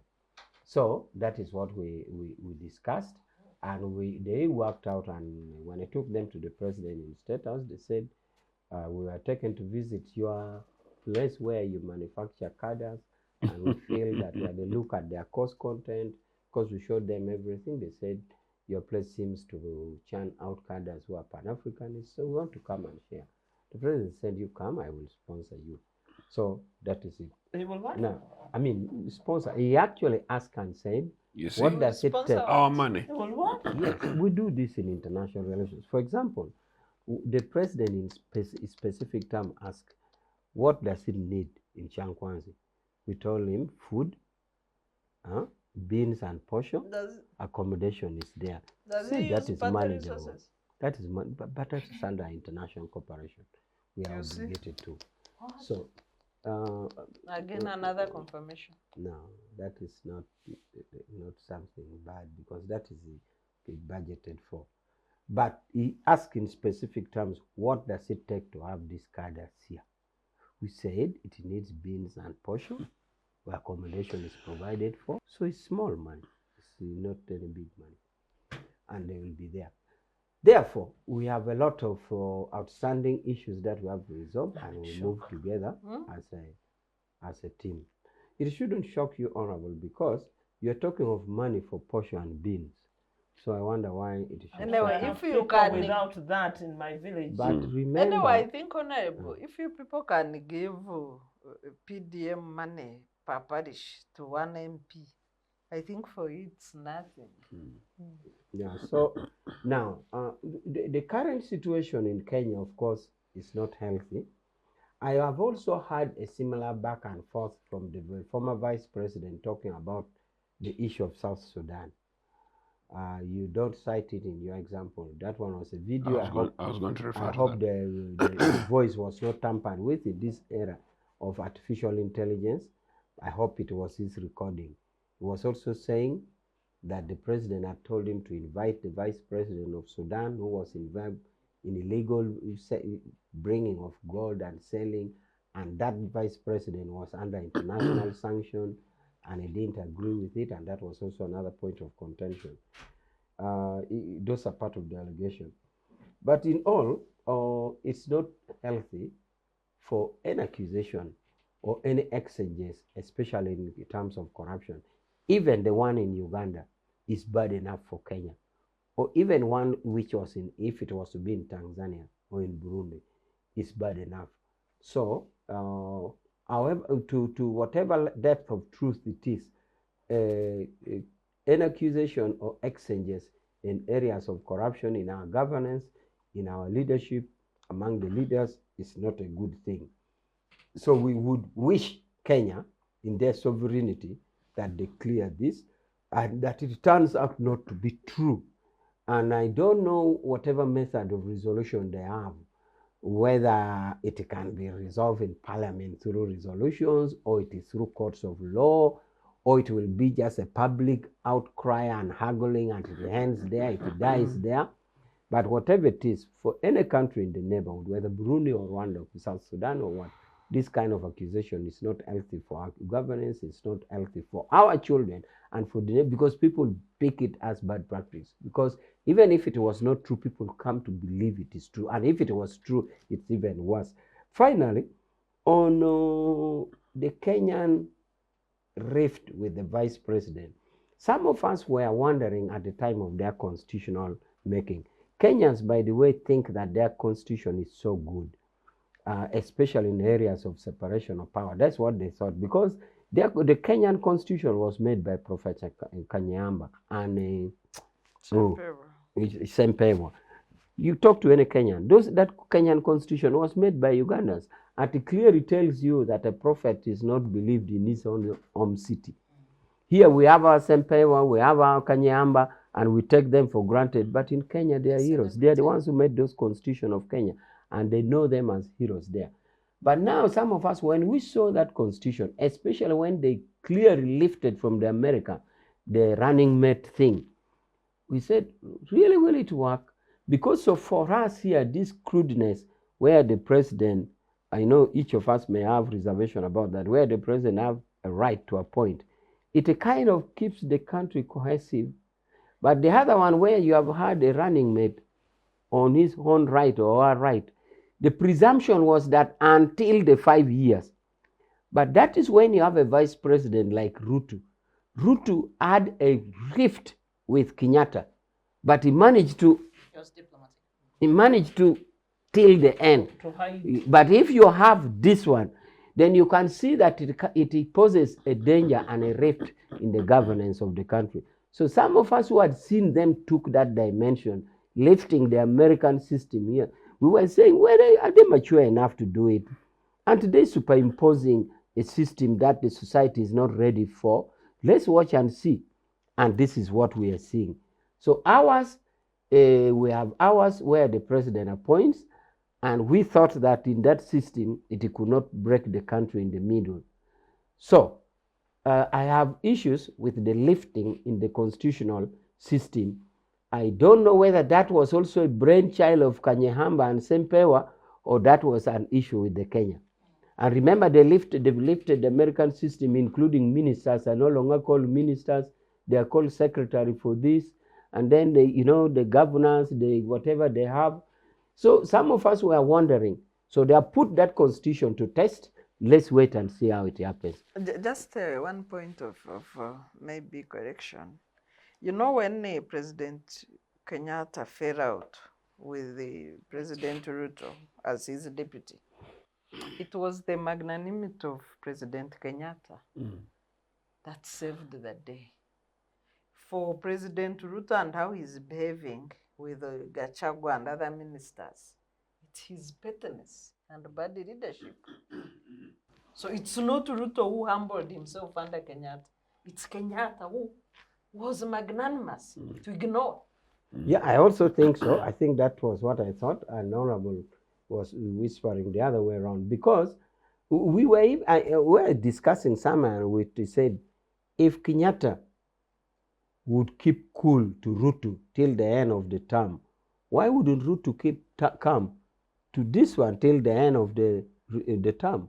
But you saw what has happened.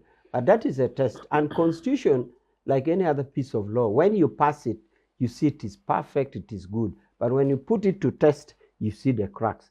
And this is really a test to their constitution, and we live to see what it is. But the allegation of corruption, I must say, even with our friends, who I really managed to catch them, and it is in my wish to catch all of them, including Congo, we think that one-on-one would say, we wish, in diplomatic terms, they just said we wish such accusation doesn't exist, because that accusation is bad example for the children, it's bad example for the area, and it is not healthy for any governance. Okay. Thank you. Honorable Salam, just picking from where Major Awich stopped, all this political infighting between these two figures that we're seeing, this back and forth and so on, the exchanges, the name calling, how does this impact our political environment? Well, let's step back and look, because we were on this panel discussing the impeachment and how clumsy it was and how vulgar it was. You know, we discussed it in detail on this panel, and how it lacked any civility in it. The rogueness in parliament, the rogueness in Senate, the whole thing choreographed and schemed and plotted properly and delivered to the executioners. The way they mistreated, they mishandled the impeachment. I just like what I see now. I love what I see, because it is actually the game changer for Kenya. now to name the robbers. I mean, if the robbers themselves are telling the nation, I like what I see. I just love it. Because for all this time we have known Ruto as a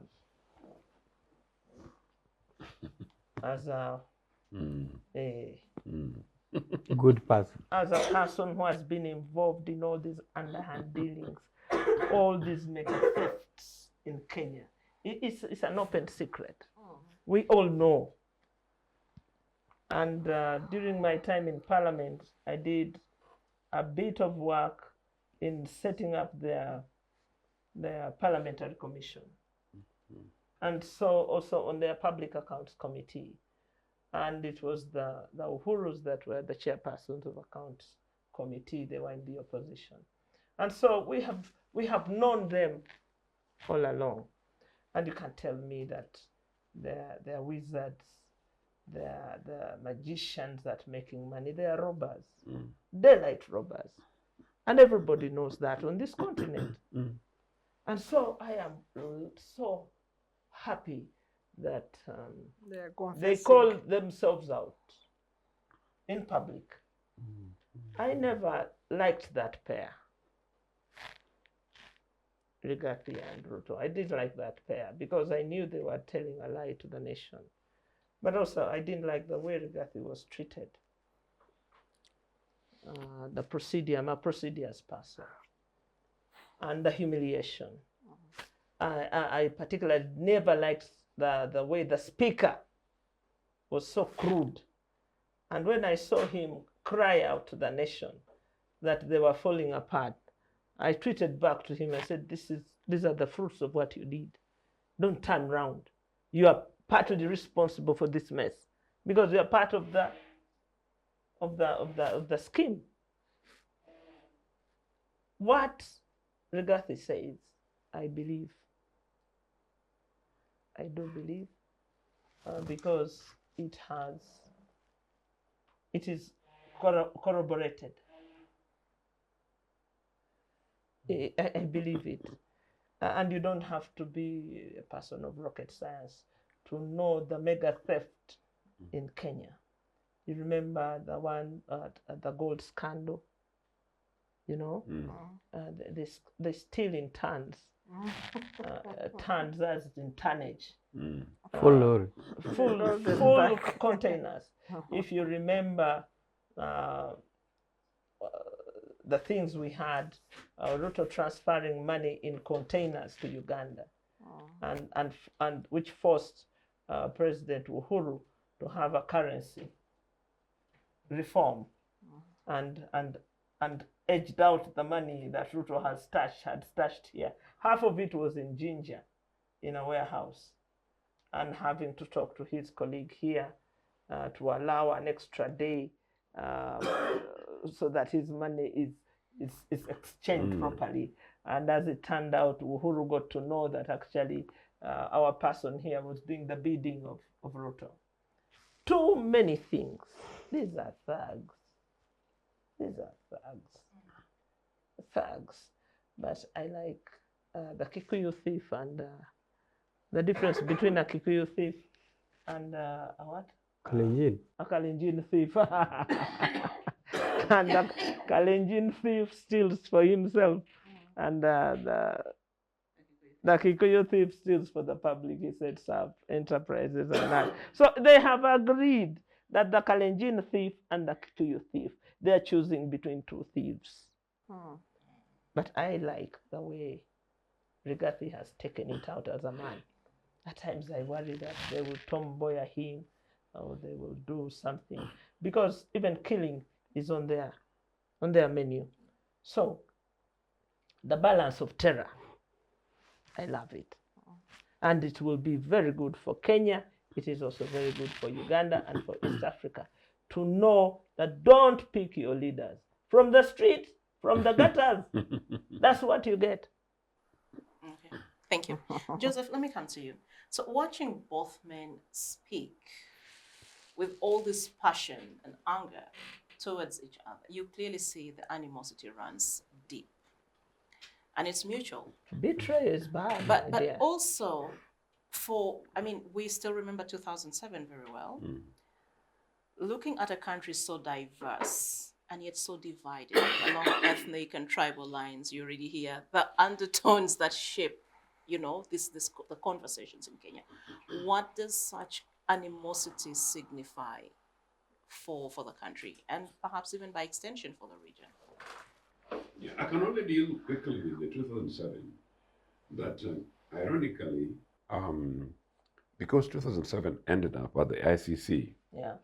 and the manner in which it was handled, it has thus far actually helped to moderate all these guys, most of whom are basically criminals in Kenya, and in many ways possibly helped to also moderate some of their lieutenants across the country. Otherwise, I think in the last 10 years, we would already have had another, and possibly even in the last 5 years.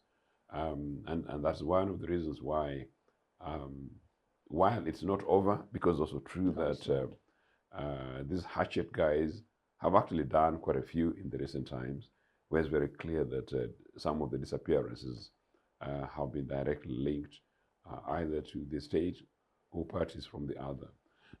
But that said, I think at the core is really the broader malaise that worries me.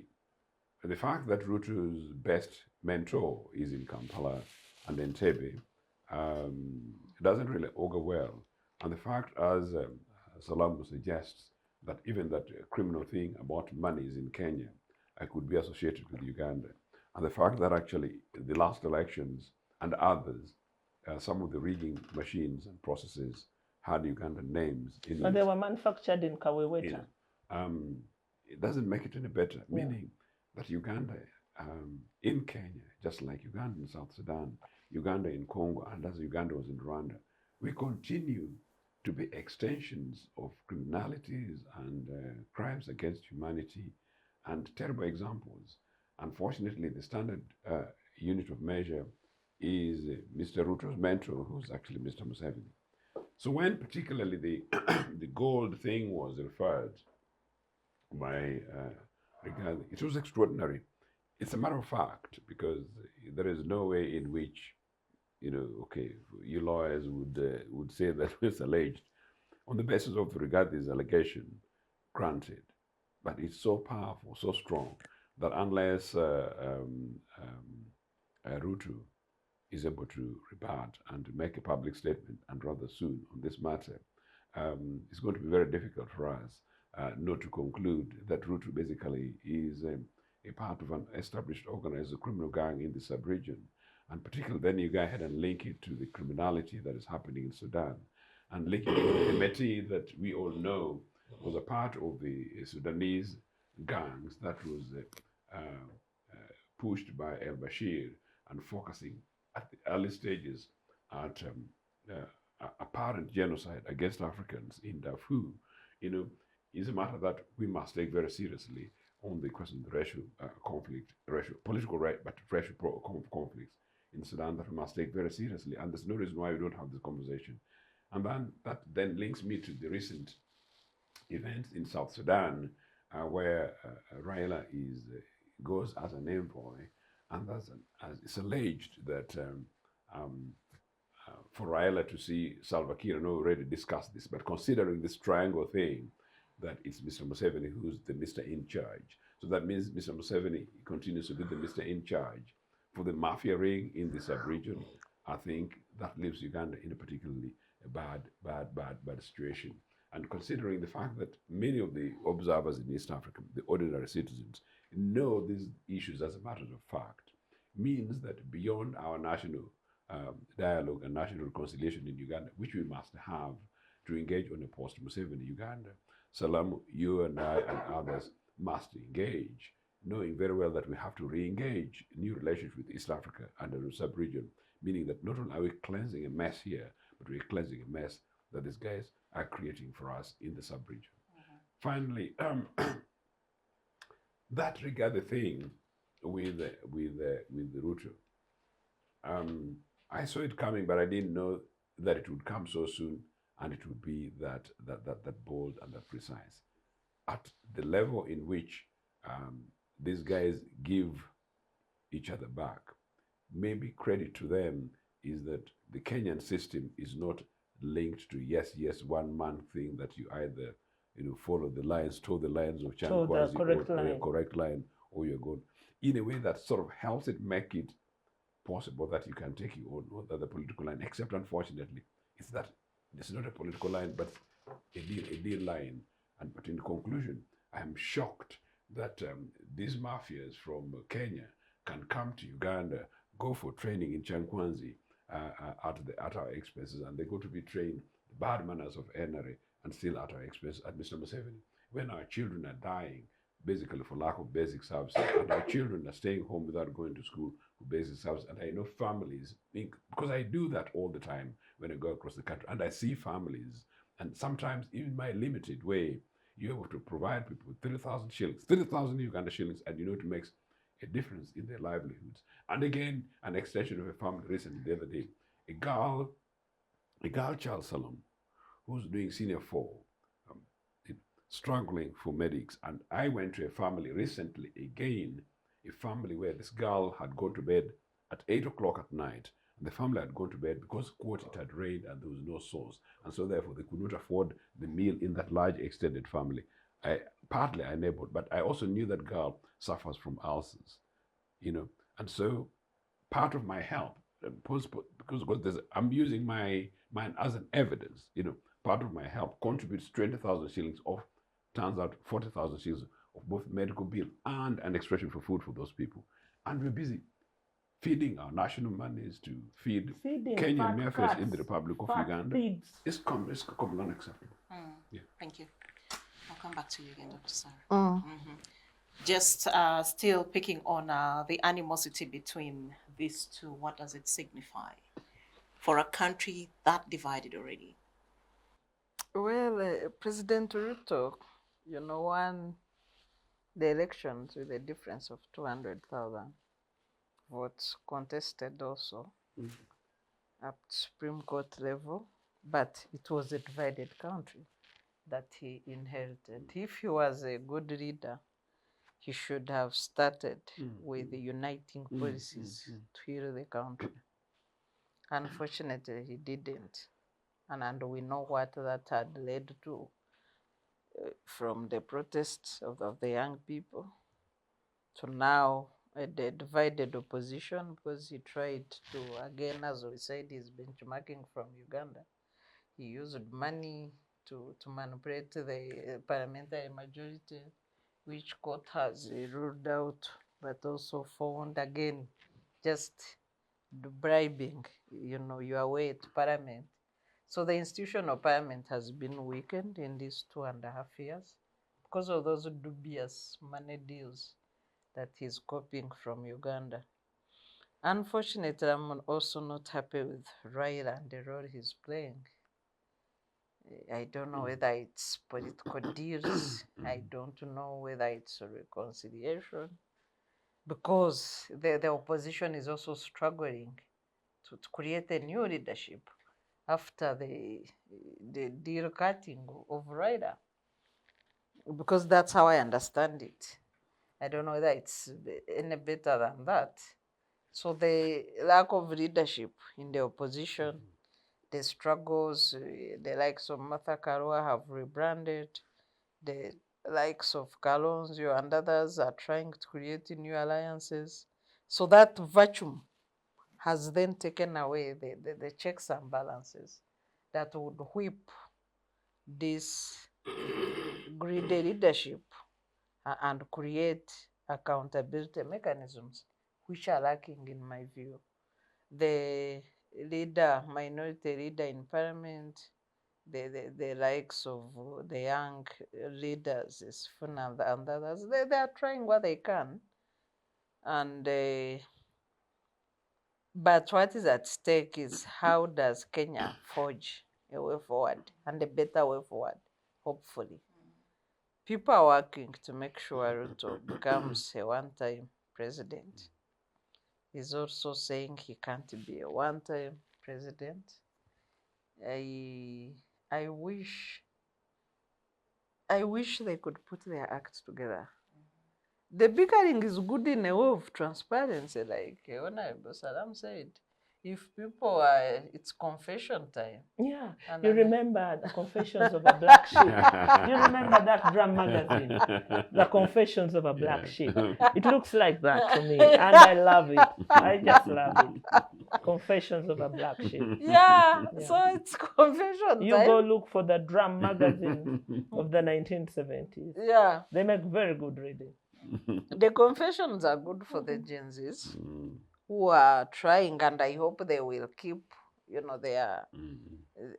their footing to make sure that Kenya gets an improved leadership in the next elections. The only way forward is a credible election, so that Kenyans get the leadership they deserve. Thank you. But also looking at the events in Kenya, and also here and regionally, clearly the region is facing serious governance challenges.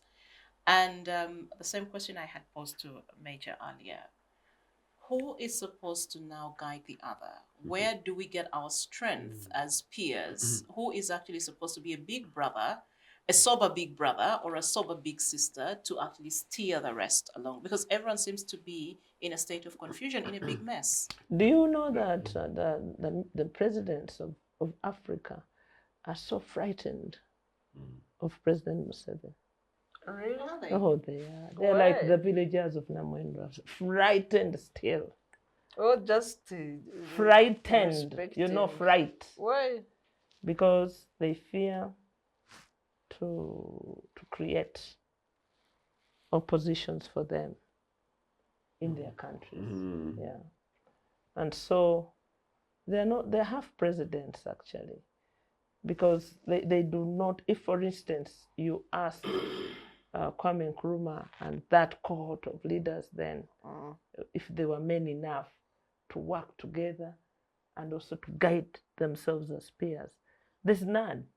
I want you to look back in the times when they say the Great Lakes region and how America described us as a new breed of Great Lakes leaders. They are misleaders now. Where are they? We need to do an audit on time. What did they turn out to be? And what does longevity do?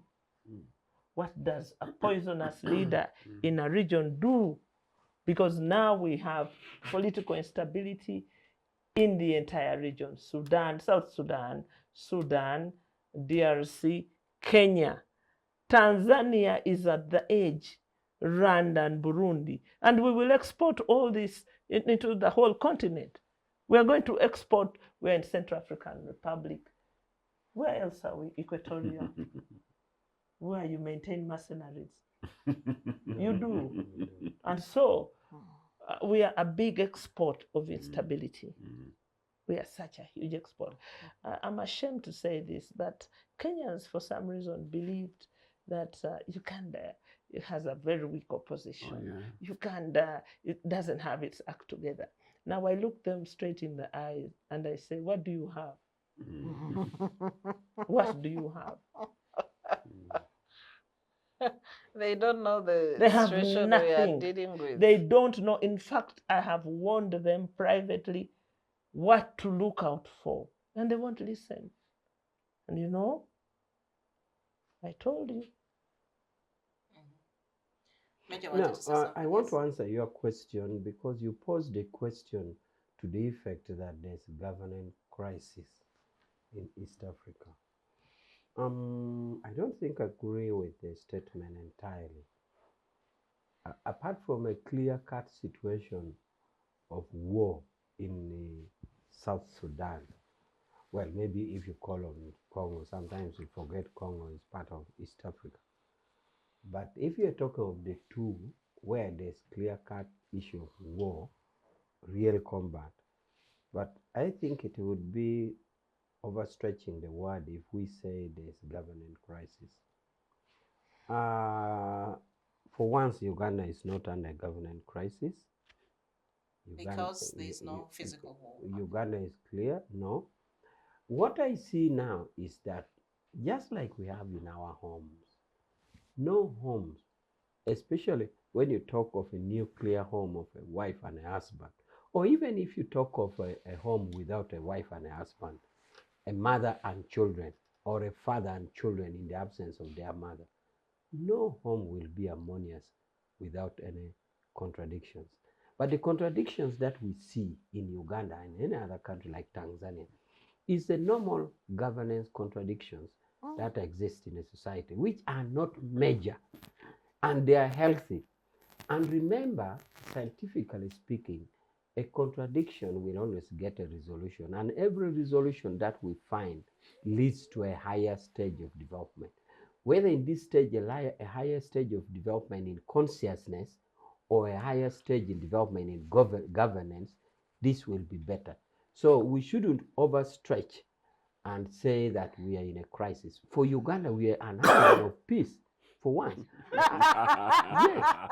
I keep giving this example. I keep giving Was this. there peace in Kawempe when you deployed keep- No, 30 members? just look at when the president is leaving and they close the road Yeah. for an hour. That is peace. You I are have always protected. given Speak, this- and I'll I give have you people the always opportunity given to this respond. crude example. I've given this crude example again and again, that during the war with Kony, nobody would even put on a T-shirt of Museveni to move in any part of Acholi. They were not there. Never. But I'm telling you now, we have 73,000 villages. All of them have a yellow bicycle, and nobody's attacking them. Imagine this. Yes, because if there was, Imagine Honorable, this. I'm giving you a raw example, because if there was insecurity, like the way you wouldn't move with a T-shirt in Acholi, you wouldn't ride those yellow bicycles, you'd be killed. This means the state is present in all parts of the country and it is peaceful. Okay? That is a litmus test, a clear litmus test. Okay. If you It is can I only finish a this? yellow test. Yeah, Can I will I come say in this? after. It is not a Now, litmus test. two It's a yellow other test. two other Honorable Salam, let me institutional speak. tests.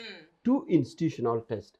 A research has just produced a result that even in happiness, just last week in happiness, Uganda still leads in East Africa. No. Yes, we tied at 4.5 with Kenya.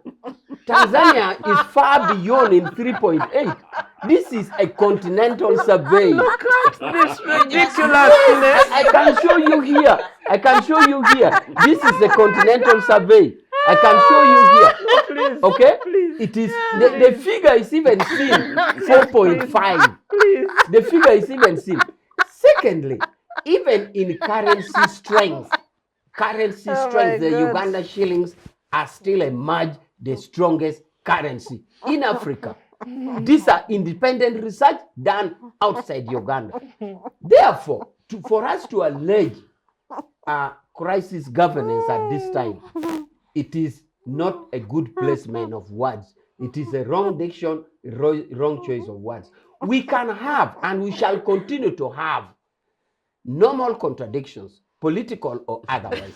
And these normal contradictions exist in families, exist in societies, and the beauty of such contradictions is that any resolution there too will lead to a better level. It will always exist Thank forever. you. Thank you. But I think when I posed the question of a governance crisis, I think governance crisis manifests in so many ways. But you chose to look at only war or conflict. But there's so many other manifestations. No, I saw it as I exception. wanted to come in. But, I said it yeah, as but I know exception. Sarah and the rest would actually come in and respond. Otherwise, we're because- good. Yeah, I found out which you will be taken more serious by our viewers if you respond to a governance crisis using governance indicators. What are the governance indicators? Rule of law, a protection of human rights, free and fair elections, transparency and accountability, and citizen participation. So those are the indicators that can resolve the question of whether we have a governance crisis in the And country we score highly. or not. All. So let me just point out a few examples. One is to mention that the 2024 Rule of Law World Index, Uganda was ranked 121 out of 142. I don't know whether that is a high score. I've not seen it. Maybe it's better than Tanzania. Or Sudan. Or Rule of law. DRC. Let me see. Let me see. If it's better than Sudan, yeah, we are So doing the in Statistics and February this year, the World Civicus Monitor, the indicator for civic space, and that covers human rights, rule of law, civic participation, Uganda was ranked as regressed. That is a ranking between 20 to 30%. I don't know whether that is a high score to celebrate. Terrible. But away from statistics and data, let me take you back to examples. Uganda, Kenya, and Tanzania are dominated by abductions, forced disappearances of opposition leaders and supporters, including across border, the way you abducted Dr. Besigye and 36 PFF supporters from Kenya.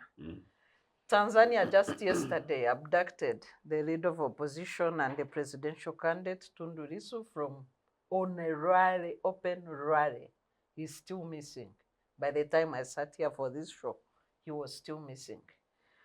Kenya tried to abduct a renowned human rights activist from Tanzania, Maria, and for a few hours until activism went back quickly with even rescued. French petitions twice, and she was rescued.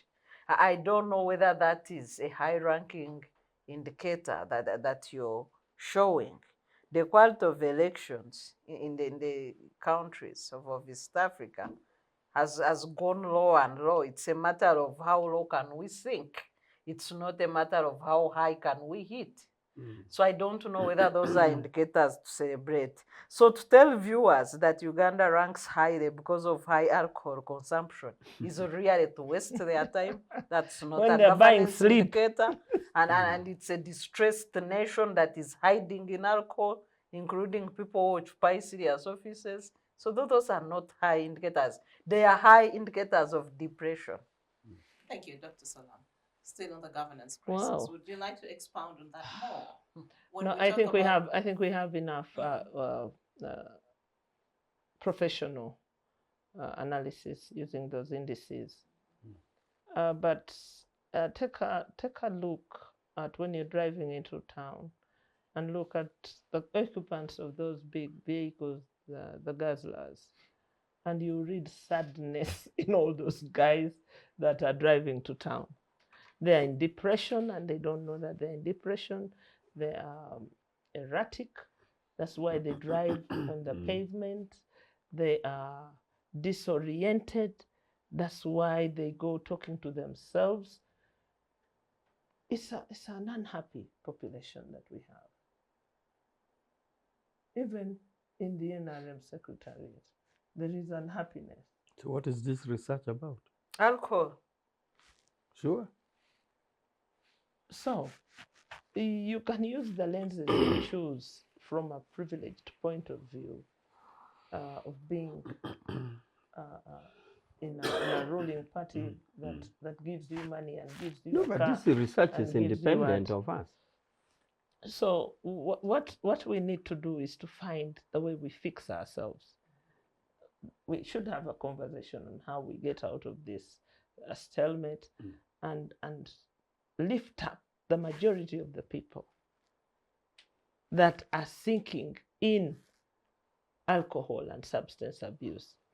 I traveled home through Simba Bridge at about midnight because on the day of Saturday, there was a traffic jam. I was driving between Chiraka, SDA Church, to Gweyogerere. I started my journey at 2 p.m. at Chiraka. I reached Gweyogerere at 9 p.m. 9 p.m. You know? And I found cars that had run out of fuel. And nobody knew what was happening. The police had lost control. And anyway, why would you want police to be managing traffic of thugs that have eaten the traffic light money? You see? So if a country, let me hazard trouble. if a bomb was thrown, a hand grenade was thrown in that jam, what do you think would have happened? It is imperative that we start fixing ourselves. You really think that that I was happy being in a traffic jam for 9 hours on a distance of 5 kilometers? Really? And it was worse for people that were coming in through Mukono side, Namugongo side, because the planning failure has put all these schools in one place, Seta High, Namugongo, Namagunga, and all those funny ones that are in between. And you have no solution. The NRM has no solution. And if you asked him what that shows, he will say, oh, Ugandans are rich. Ugandans are rich. Many people are bought Many cars. people have bought cars.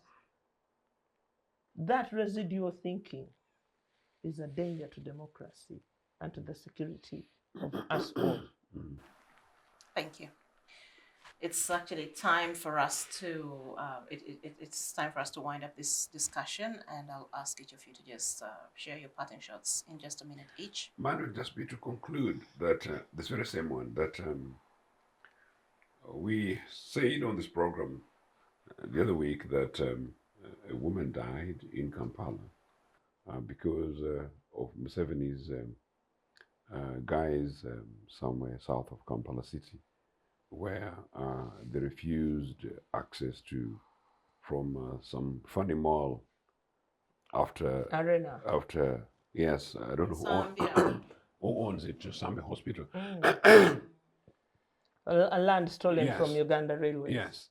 Number two, Salamu, you talk about this traffic thing. Also, a few days ago, last week actually, there was a report about this train stoppage commuting between Kampala and Mukono.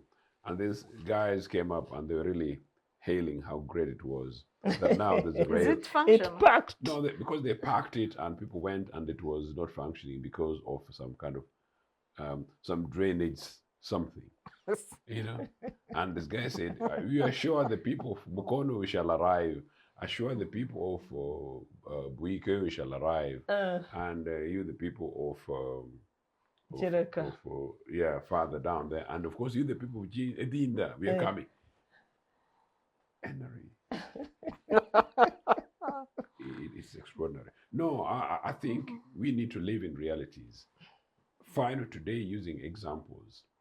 I know of a family of a man who was a former top councillor in the district in West Nile. Very, very, very organized man now, retired public servant. Congress, are you opening a debate? But was looking, I'm using to conclude it, was looking for a living example, 312,000 Uganda shillings, and asking from colleagues to gather money because the deadline is the 24th of this month for him to raise that money. He's not able to raise it, and he's raising through a group of people. And I look at the humiliation to these national citizens who've done and contributed to everything else, because that is the broad context within which we have this conversation.